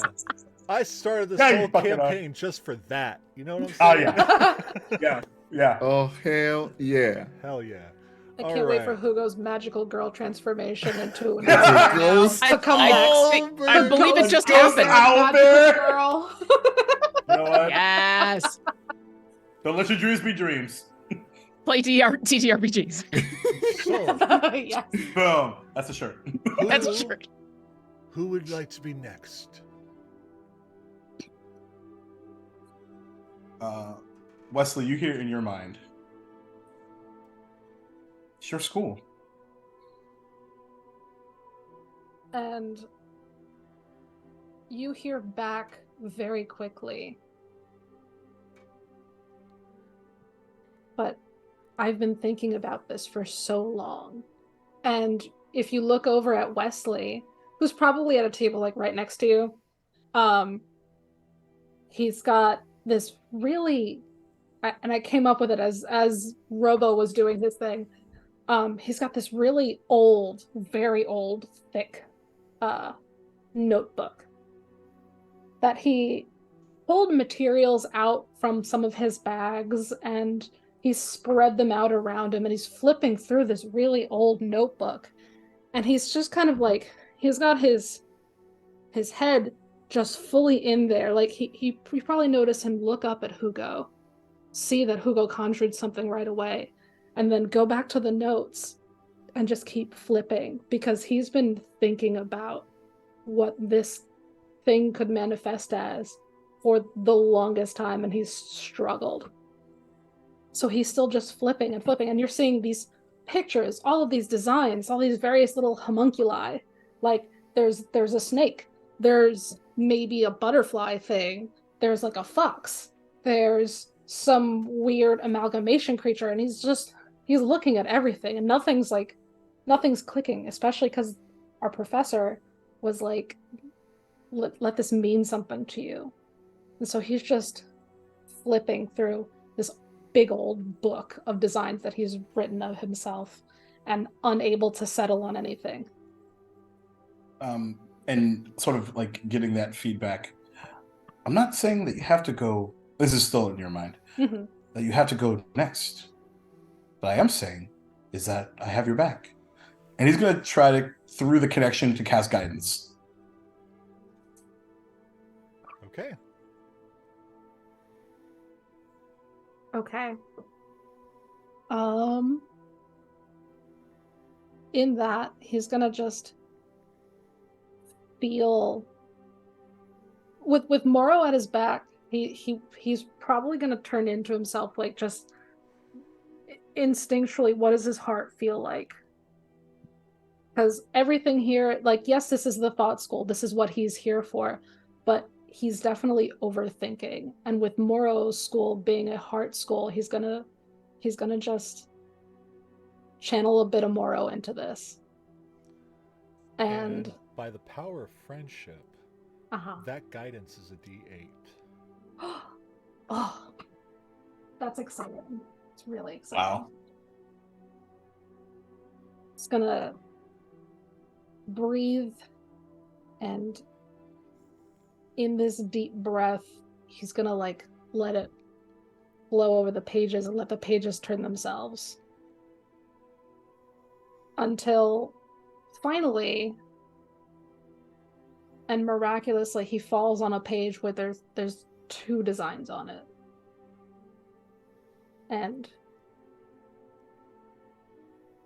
he's unsure. He's just generally unsure, so I'm going to flip a coin. I love it. That's amazing. Where's my D2?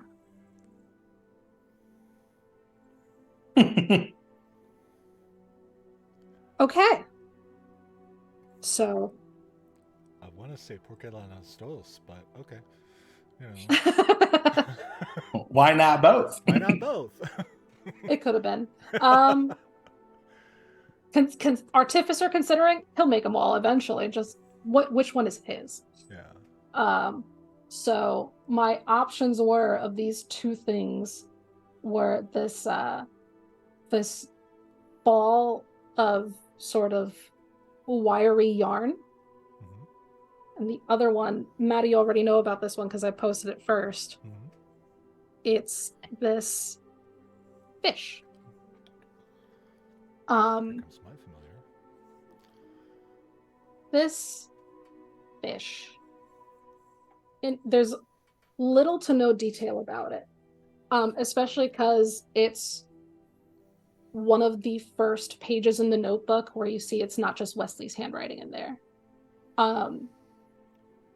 There's a little beta fish where on one end there's somebody else's handwriting and it says, oh, but it's really angry and it spits fire.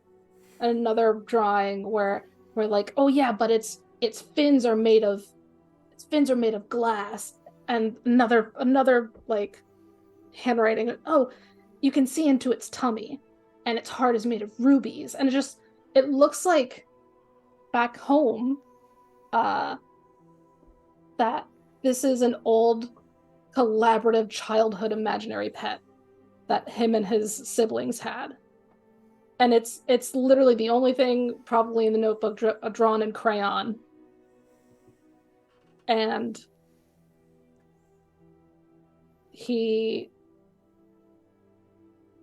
grabs some of the elements on the table because he's a very tactile person.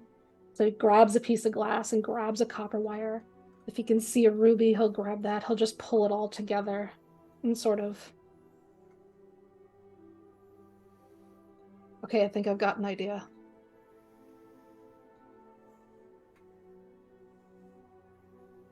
Okay, what am I rolling? So you're going to roll intelligence plus proficiency plus d20 plus a d8. Intelligence, proficiency, d20, d8. Okay. Time to bust out the calculator.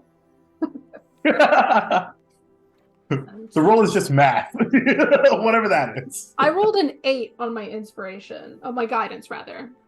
Oh my God! Shut up! What? That's beautiful. That's the dice helping tell that story. Yep. I rolled a 33. Yeah, whatever you want manifested, manifest. It was a 17 plus 8 plus 5 for intelligence plus 3 proficiency. So That's how fucking does- wild. How does this look to everyone? Okay. I wrote it down. Where is it? I want to say in this interesting blur of both magic and just normal artificer tinkering, this homunculus servant appears. It's full clockwork on the innards. It is a beta-sized beta fish, like actual beta fish size. Okay, so real small. Big, small, yeah. The lining of it but the skeletal structure is copper and clockwork. The scales are this flexible glass that's almost opalescent. You can see into its tummy, just as the notes say in the book. It's got a ruby heart. And it does sort of flutter a little bit. While the glass of its main body, its hull, is more reddish, the fins, which are also this weird sort of shifting color glass, are a greenish blue, fully see-through. And the body itself, while it's red, it's soft and vibrant, kind of like a candle flame. And what's important for Wesley are its eyes, because they're 2 Larimar rocks, this bright baby blue eyes on this red and blue fish. If you don't know what Larimar stone is, please look it up. It's a beautiful sky blue stone. Oh, spell that for me, please. Larimar. I will throw that into the... Oh, that's cool. That's pretty. Wesley, what is its name?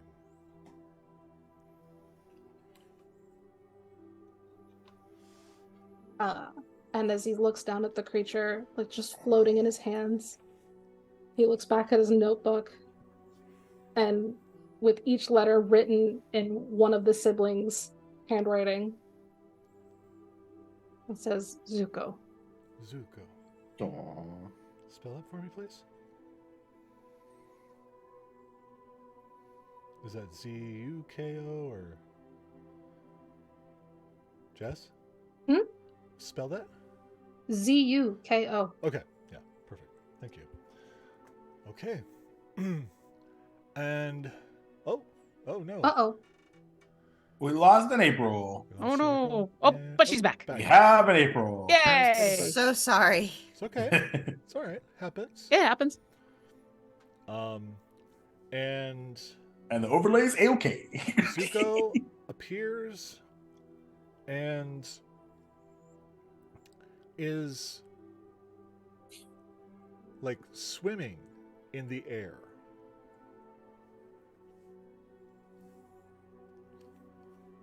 Just going around Wesley as betas do, with the fins that kind of swirl a little bit as they move. Very good. Very good. And Who's next? I just say, "Ooh, that's amazing, Wesley." I love yours too. The brontosaurus. I wouldn't have thought of. It's very big, Yes, it's but I very guess big. it matches your heart. Duh. You are amazing. Thank you. Moro's looking at Zilphine and Azola. Zilphine looks it's a combination, depending on what she's focused on in that moment, of panicked or in awe. When she lets herself get distracted, not distracted, but when she focuses on what Wesley and Hugo have done, it's a lot of awe. And then she looks back down at her table and there is panic. She looks back at them and it's almost like she just keeps looking at what they've done to distract herself from her own panic. And if she notices you looking at her, she'll actually say out loud, "Oh yeah, Moro, do you want to go next? You got something?" I've had something for a while, but That's I want to amazing. make sure that you all feel supported first. Oh, well, if you want to go next, you can go next. Yeah, if you've had something for a Okay. while, I'd love to see I it. kind of have an idea, but yeah, I want to see yours. Okay. And he like rolls up his robes and then takes out a small book, flips through a few pages. I haven't seen you in a while. Places it down, closes his eyes, and for the first time thinks about the forest in the current state, and in his mind time rewinds back to several years ago. He's still tall but much smaller, hand in hand with his father, and he's pointing out to a small tree, and out of the tree, a couple of them actually are this family of red pandas. And he sort of like chokes up a little bit, kind of flashes back to reality, and then has his hand out on the table. Let's see if we can have you stop by for a while. And he'll start to conjure that. Okay. So I'm going to have you roll your intelligence plus proficiency plus a d20. And as you're doing that, what is its name?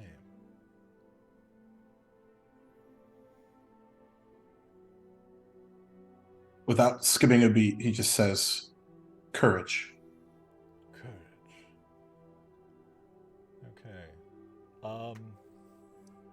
Roll with advantage. So roll with advantage and then add another d20? No. Roll with advantage Oh, and then okay. add your intelligence Okay. and your proficiency. Got it.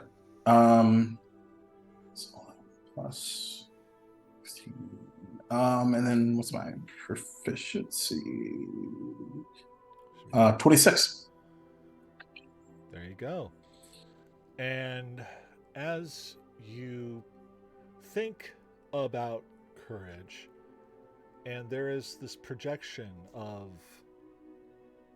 a red panda, what's the size of this being? His memory flashes back into the family of red pandas descending down into the underbrush of the forest, and they begin to run around and swirl up and around his father. And the largest one kind of like hangs out like on his shoulder and sort of like wraps around to the other side, like completely like all around. And that's what he's focused on. So, what would that be? It's probably still about like 3. It's a like considering his father was big and he's pretty big. Yeah. Still probably about 3.5 feet. Okay. But the fur is a different color. It's a glowing, continuous flash of rainbow. All right.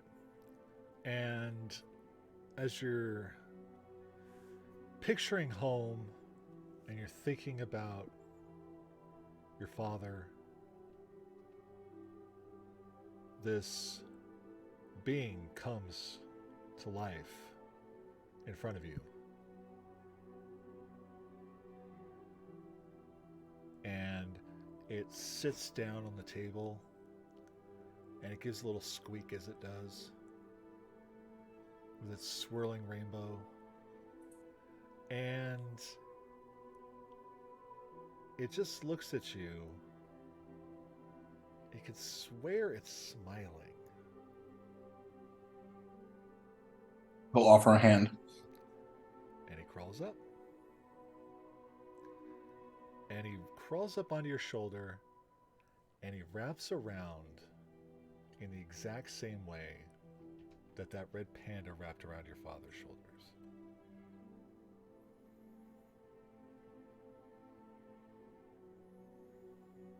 Very good. You're doing quite well. So,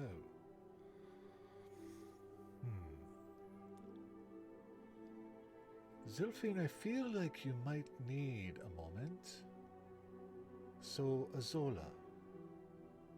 Oh, yeah, I have kind of an idea. So this can be anything, right? It can be whatever your imagination can create. Oh, okay. So, okay, gotta be big, gotta be strong, gotta be big and strong, and gotta move fast, and be able to get in and out of places, and like you start to see like the form of a bear appear. Okay. Oh, I gotta be able to ride it. But it's gotta be able to move if it goes up or down, because they got multiple legs. And so you see a little wooden saddle kind of appear, a little chair that kind of will fold up and down, as it kind of goes up and down. Oh, and then she kind of looks around, sees Hugo, sees Wesley's, and Moro's. I'm like, but this could be anything. It could be magic. It's gotta be better. It's gotta be bigger. It's gotta alligator hands. And so now its hands are just 2 alligator mouths snapping. Raccoon tail! Big fluffy tail! That'll distract anything! Big fluffy tail appears. What? And she kind of looks around to see everyone's reaction. Zilphine is enraptured. How big is it? It's like a black bear size. It's big. Especially in comparison to Azola. Okay, we got alligators. They're real bad. What else is real scary? A shark! And a shark fin appears right behind the seat. Okay, I think if anyone else saw you, they would be real intimidated. And I think this would be good. And you're probably real fast. And you can swim. Okay, I'm done. That is fascinating. Oh, it's amazing. Now, He just starts clapping. I love it. Now, Are you stunned silence, Professor? a bit. Yeah. Now you need to make this a reality. Okay, I can try that. This is for you, force of will. And I'm gonna have you make your choice between strength and constitution. Okay. Because I know strength is your main score, but They're both the same. Your spellcasting score has been constitution. Yeah. So constitution, proficiency, and I'm going to give you advantage. Yes. For creativity. Thank you. And let's see what number comes up. I rolled an 18. Oh. Nice. And a natural 20. Oh, Yes! that's Wow. Amazing. Yes! Well played. Alligator hands! Which brings the total to 27. Yeah. Hell yeah. Same roll. Yes! So, what is its name? Banjo. Yes! I am. Never been so sure of a name in my life. I am stunned in amazement as this. What, like a black bear is like what, like 9 feet tall, like, you know, They're like, pretty or big. so, Yeah. like, we'll go with 9. And I mean, it's probably close to 6 or so feet wide, with like full-sized alligator mouths for its front paws, you know, with a shark fin and a raccoon tail, but like not like a raccoon-sized raccoon tail, like a big-ass raccoon tail. Probably be real comfortable to lay on if we get lost in the woods. Definitely. And just a intimidating, scary, frightful sight. But at the same time, as it appears and its hands are snapping and its tail's whipping, and it's got this grr, it just kind of looks down at Azola, and the mouth, like the alligator mouths, close, and it kind of sits down all like cross-legged and leans down towards Azola and starts to purr. You're a good banjo. Thank you.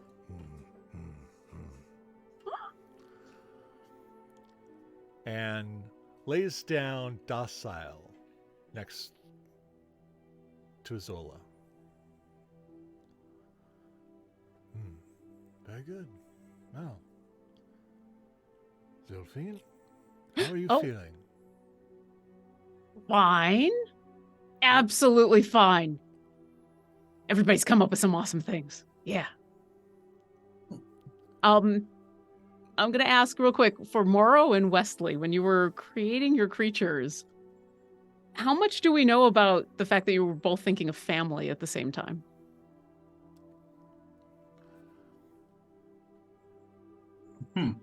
Probably not specifically, Okay. I guess. Yeah, Wesley's not hiding it, but he didn't mention it specifically, but the page is Same. open to like some clear crayon drawings in his notebook. Yeah. Okay. And I feel with our Yeah. lesson on metaphysics, you'd probably get some inclination of those feelings from them, but not specific. Yeah. Well, and that's why I wanted to ask, because only if they offered it. I didn't want Yeah. to. If Zilphine attempted peeking into Wesley's head, you would have probably, instead of like hearing words as you usually do from Wesley, you probably would have seen like memories of him and his 2 other siblings literally running around screaming at their moms about Zuko the fish and how Zuko the fish needs a peanut butter sandwich or he's going to be really upset, and all this other stuff. Just this fish that no one can see that we all drew together, but we were sure was a family pet. That's amazing. So yeah, Zilphine is looking, now that it's her turn, and she's looking panicked because everything that she's been thinking about, she's just been like mentally going through the list of animals. And then she's, do I got to pick something? Do I got to go with something? And then Isola makes this amazing chimera of a creature. And it's like, oh, maybe I'm supposed to put a bunch of things together. And then something about how Wesley grabbed onto his family sparks a memory in Zilphine. And it's the feeling you get off of Zilphine at first is actually annoyance, because this memory is one of many of her having to take care of her 5 other siblings. Follow them around and make sure they didn't get lost or separated or get into trouble or do anything. But in this case, they had gone to the library on the Radiant Citadel and were listening to one of the librarians there tell a story. Kind of a meandering kid's story that included a lot of opportunities for the little kids to be like, yay, or no. It was one of those kind of stories. And Zilphine's only half paying attention because she's every once in a while having to like grab Zella and put her back in her chair, like grab Zahir and be like, nope, no snacks yet. But one of the bits of the story that the librarian tells is about the world turtle, about how there's a lot of cultures that have this idea that the entire multiverse sits on the back of a protective turtle. And one of the kids in the room was like, why a turtle? Why a turtle? And the librarian says, well, because turtles, they protect things. That's why they have that big shell, and they can go anywhere they want. And so they take home with them wherever they go. And you watch as in front of her, even though she still has this annoyed look on her face because half of this memory is of having to protect her siblings, a little box turtle appears. It's a little box turtle. It's completely black and white because the picture book that the librarian was using was a black and white picture book. So the shell on it is this gorgeous onyx color. The feet and the tail are almost like Dalmatian spotted, and the head that comes out is the same Dalmatian spots with 2 big, large black eyes, but it's tiny. It's like, a foot across or something. And Zilphine just kind of looks at it in front of her like she's surprised, and then just starts very happily petting it on its head. Okay.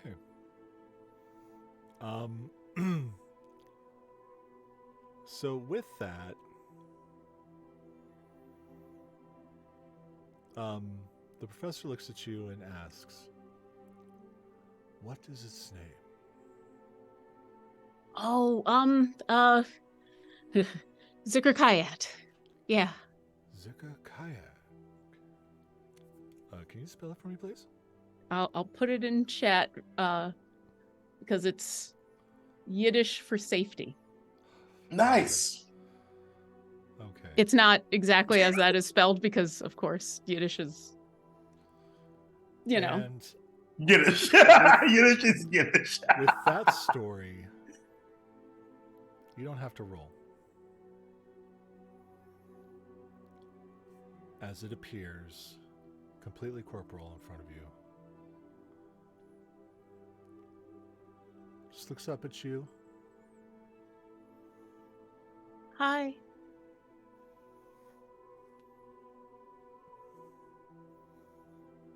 And she picks up this little turtle.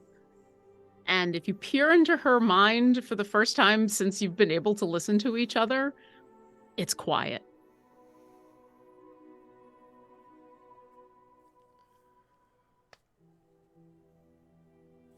And that is where we're going to end this episode. Perfect. Perfect. Wow. So good. Holy shit, y'all. Your creatures are so cool. You We have a adorable literal dwarves. turtle in the hair. Yo! Oh my god. I didn't even put that together. That's really funny. I didn't think about that. That came secondary to all the other things I was thinking about. But yeah, it was kind of, yeah. That's But oh my Damn, god, that was Duval, nice. you're red panda. Oh, April, He's the fucked up. shark bear gator. What the Yeah. fuck? What I a- love yeah. So cool. That was amazing.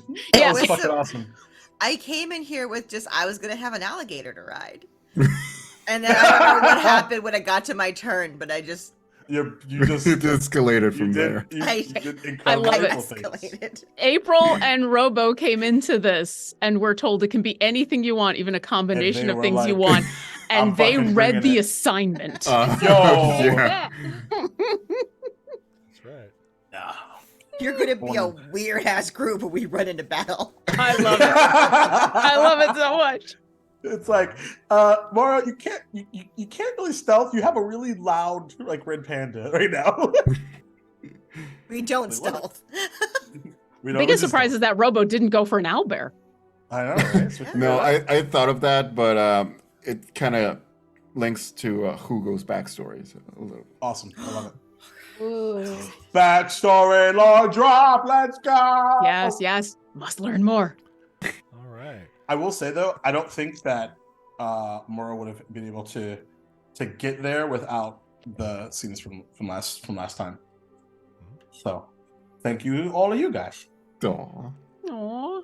And with that, we have seen 4 of our 5 schools.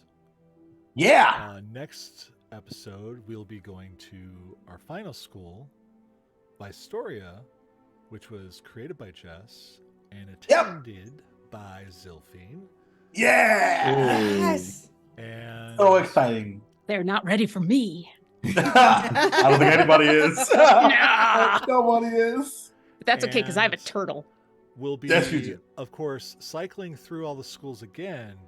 But once we get to introduce each of our 5 schools, well, that's when all bets are off. We had bets. What were the bets? No Okay. more training wheels. Let's fucking go. Did I win any of those bets? Did I finally win some money? I'd like some money. just, money. Great I question. want to make sure that everyone's school gets, like, the proper, attention and stuff like that, that we get to Sure. really see and feel each school for what it is. Before I throw all the shit out the The window. gauntlet. Yep, before you bring the before noise. things go banana pants. So be prepared. I'm ready. It's coming. Okay, let's- I mean, Um, that's I the next thing we promise- all have to decide is how do our creatures wear pants? I promised emotional damage. So it's coming. Oh, Yeah. bring it. But for now, Let's fucking go. I'm really excited about seeing these schools. You all put months of work into this, and I love it. And whether you put a lot of thought or just a little into what you all did today, they're all just beautiful masterpieces. Thank you. Like, it's more than I could have ever asked for. You guys did great. So, with that, the professor hands out your stars. And Yay! you all level up to level 8. Hell yeah. Yay! Oh no, Maddie still has dreams to use against us. Ah! I'm here for Nothing it. I didn't forget. And so, I handed in knives. I'm ready for them to be used. Hundo P. Samesies. so we got, we'll be going to Vistoria next time, 8th level. And yeah, so, let's do our outros and all that good stuff so the folks here can see what you're all up to. And we will go in reverse order. So let's start with April. April, tell the folks at home where they can find you on the internet and what you're up to. Hi. Sorry, I got distracted. We leveled up, and this is the first level up I've had to do anything on. I'm like, I have a feat. Oh no. It's been so quick. Feats. Let's go. I am April. You can find me all over the internet as April Raygun. I'm doing a bunch of stuff, so just follow me. And all these amazing people, and thank you for watching. Awesome. Thank you so much. Jorge. Hi. I'm just looking at the feats and I'm like, So many feats. yes. What is this Lich Dome level 1 and 2? I don't know what is that. Wait, Lichdom? Lich Dome. Lich Dome. You're a lich. Gain some spells. Oh. That's what it says. What is that? Okay. What? I don't know. It's literally right. You're a lich. Gain some spells. Hi, it's me, RoboGoblin, and you can find me at TTRPKs on Twitter, Twitch, and Hive. And I just got one of my dreams come true with a dinosaur that has wings, and it's a ghost, and I was transformed into a ghost. So thank you, Maddie. Thank you, everybody, too. Putting up with my shenanigans. What else? You can find me on Ampistrano on Saturdays with now Duval is gonna be there and April is there, and also what else? The Transcon application closes tomorrow at noon ish, I think. But if you want to sign up, just go directly to my pinned tweet and you can see that. And that's me. Awesome. I'm so glad we could make one of your dreams come true. That makes me so happy. All right. Thank you, my friend. Jake. Hey everybody, Jacob Flick here, Dual King Jacob, wherever you can find me all over the internet, co-founder of this wonderful little hangout Twitch channel over here. Thank you for being here.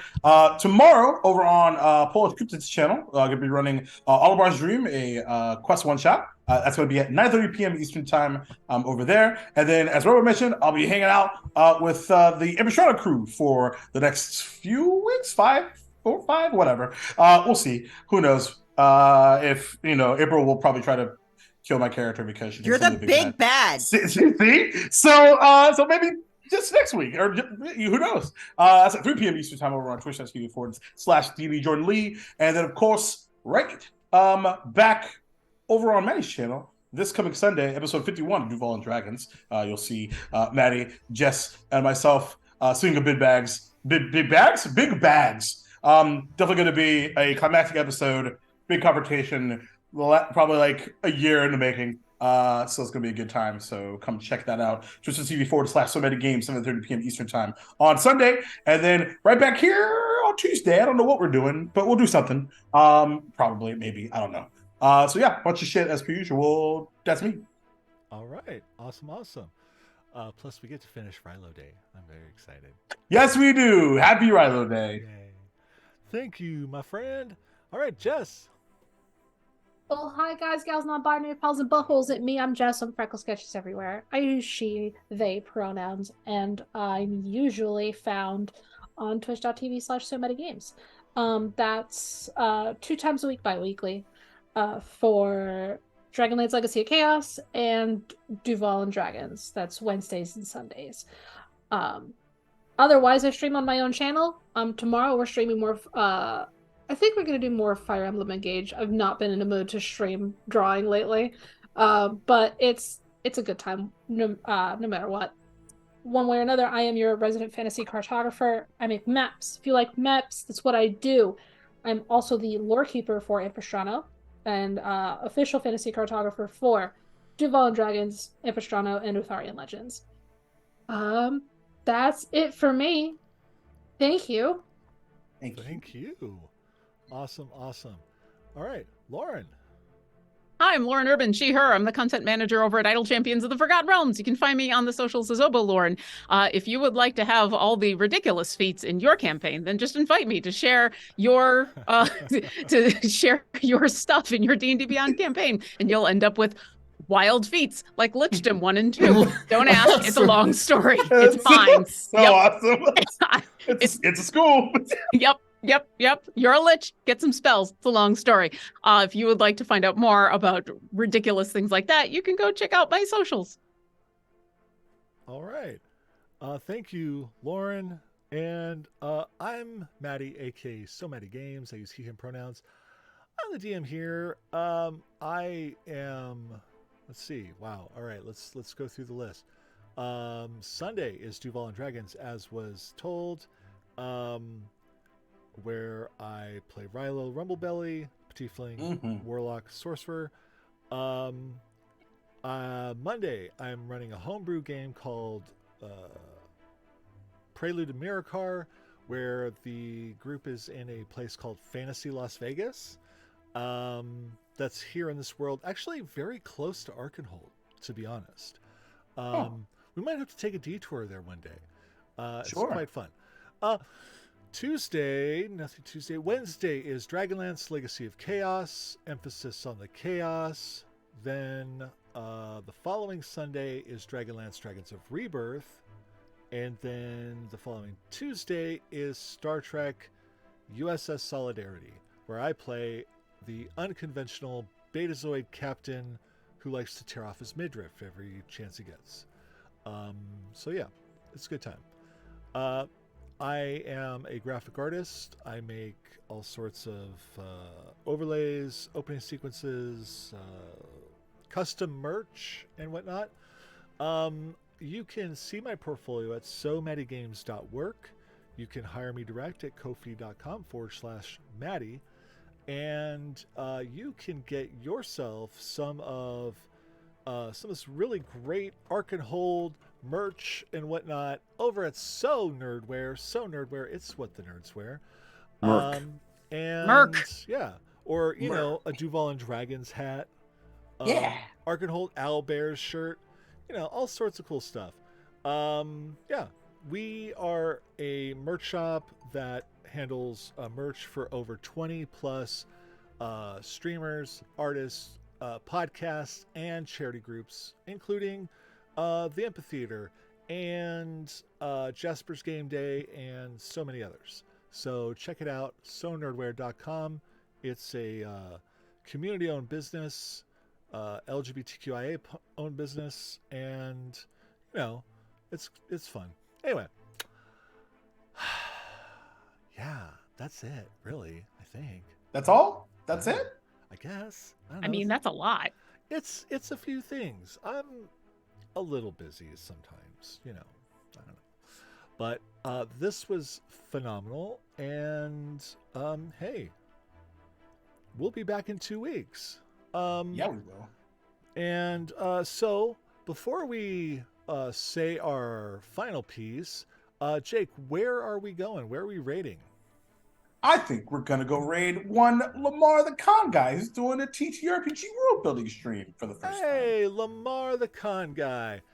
So it's funny because I used to be in a lot of streams with Lamar, and whenever Lamar would do his spiel at the end of the night, he'd say, "I'm Lamar the Con guy," and I would always think of Gloria Estefan saying like, "Everybody do the conga," no, you know? Yeah.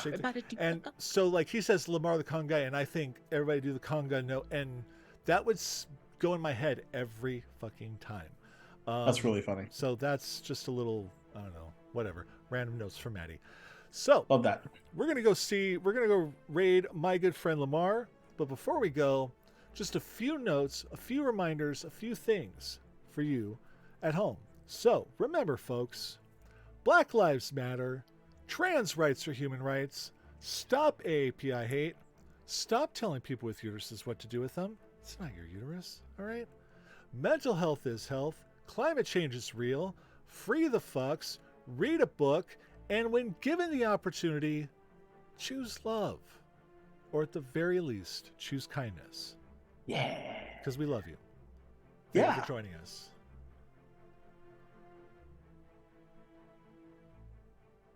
Oh, right. I forgot. I'm the one that's supposed to do that. Oh, that's really funny. And we're getting a raid on the way out. Hi, me and Terrain Debate fam. We're just leaving now. But thank you for coming. Join us on the raid to another place. Yeah, we're going to go raid Lamar the Con guy who's doing some TTRPG world building. You should totally join us and stuff. Just keep waving. Just keep waving. There you go. Oh, yeah, because I totally only just did it.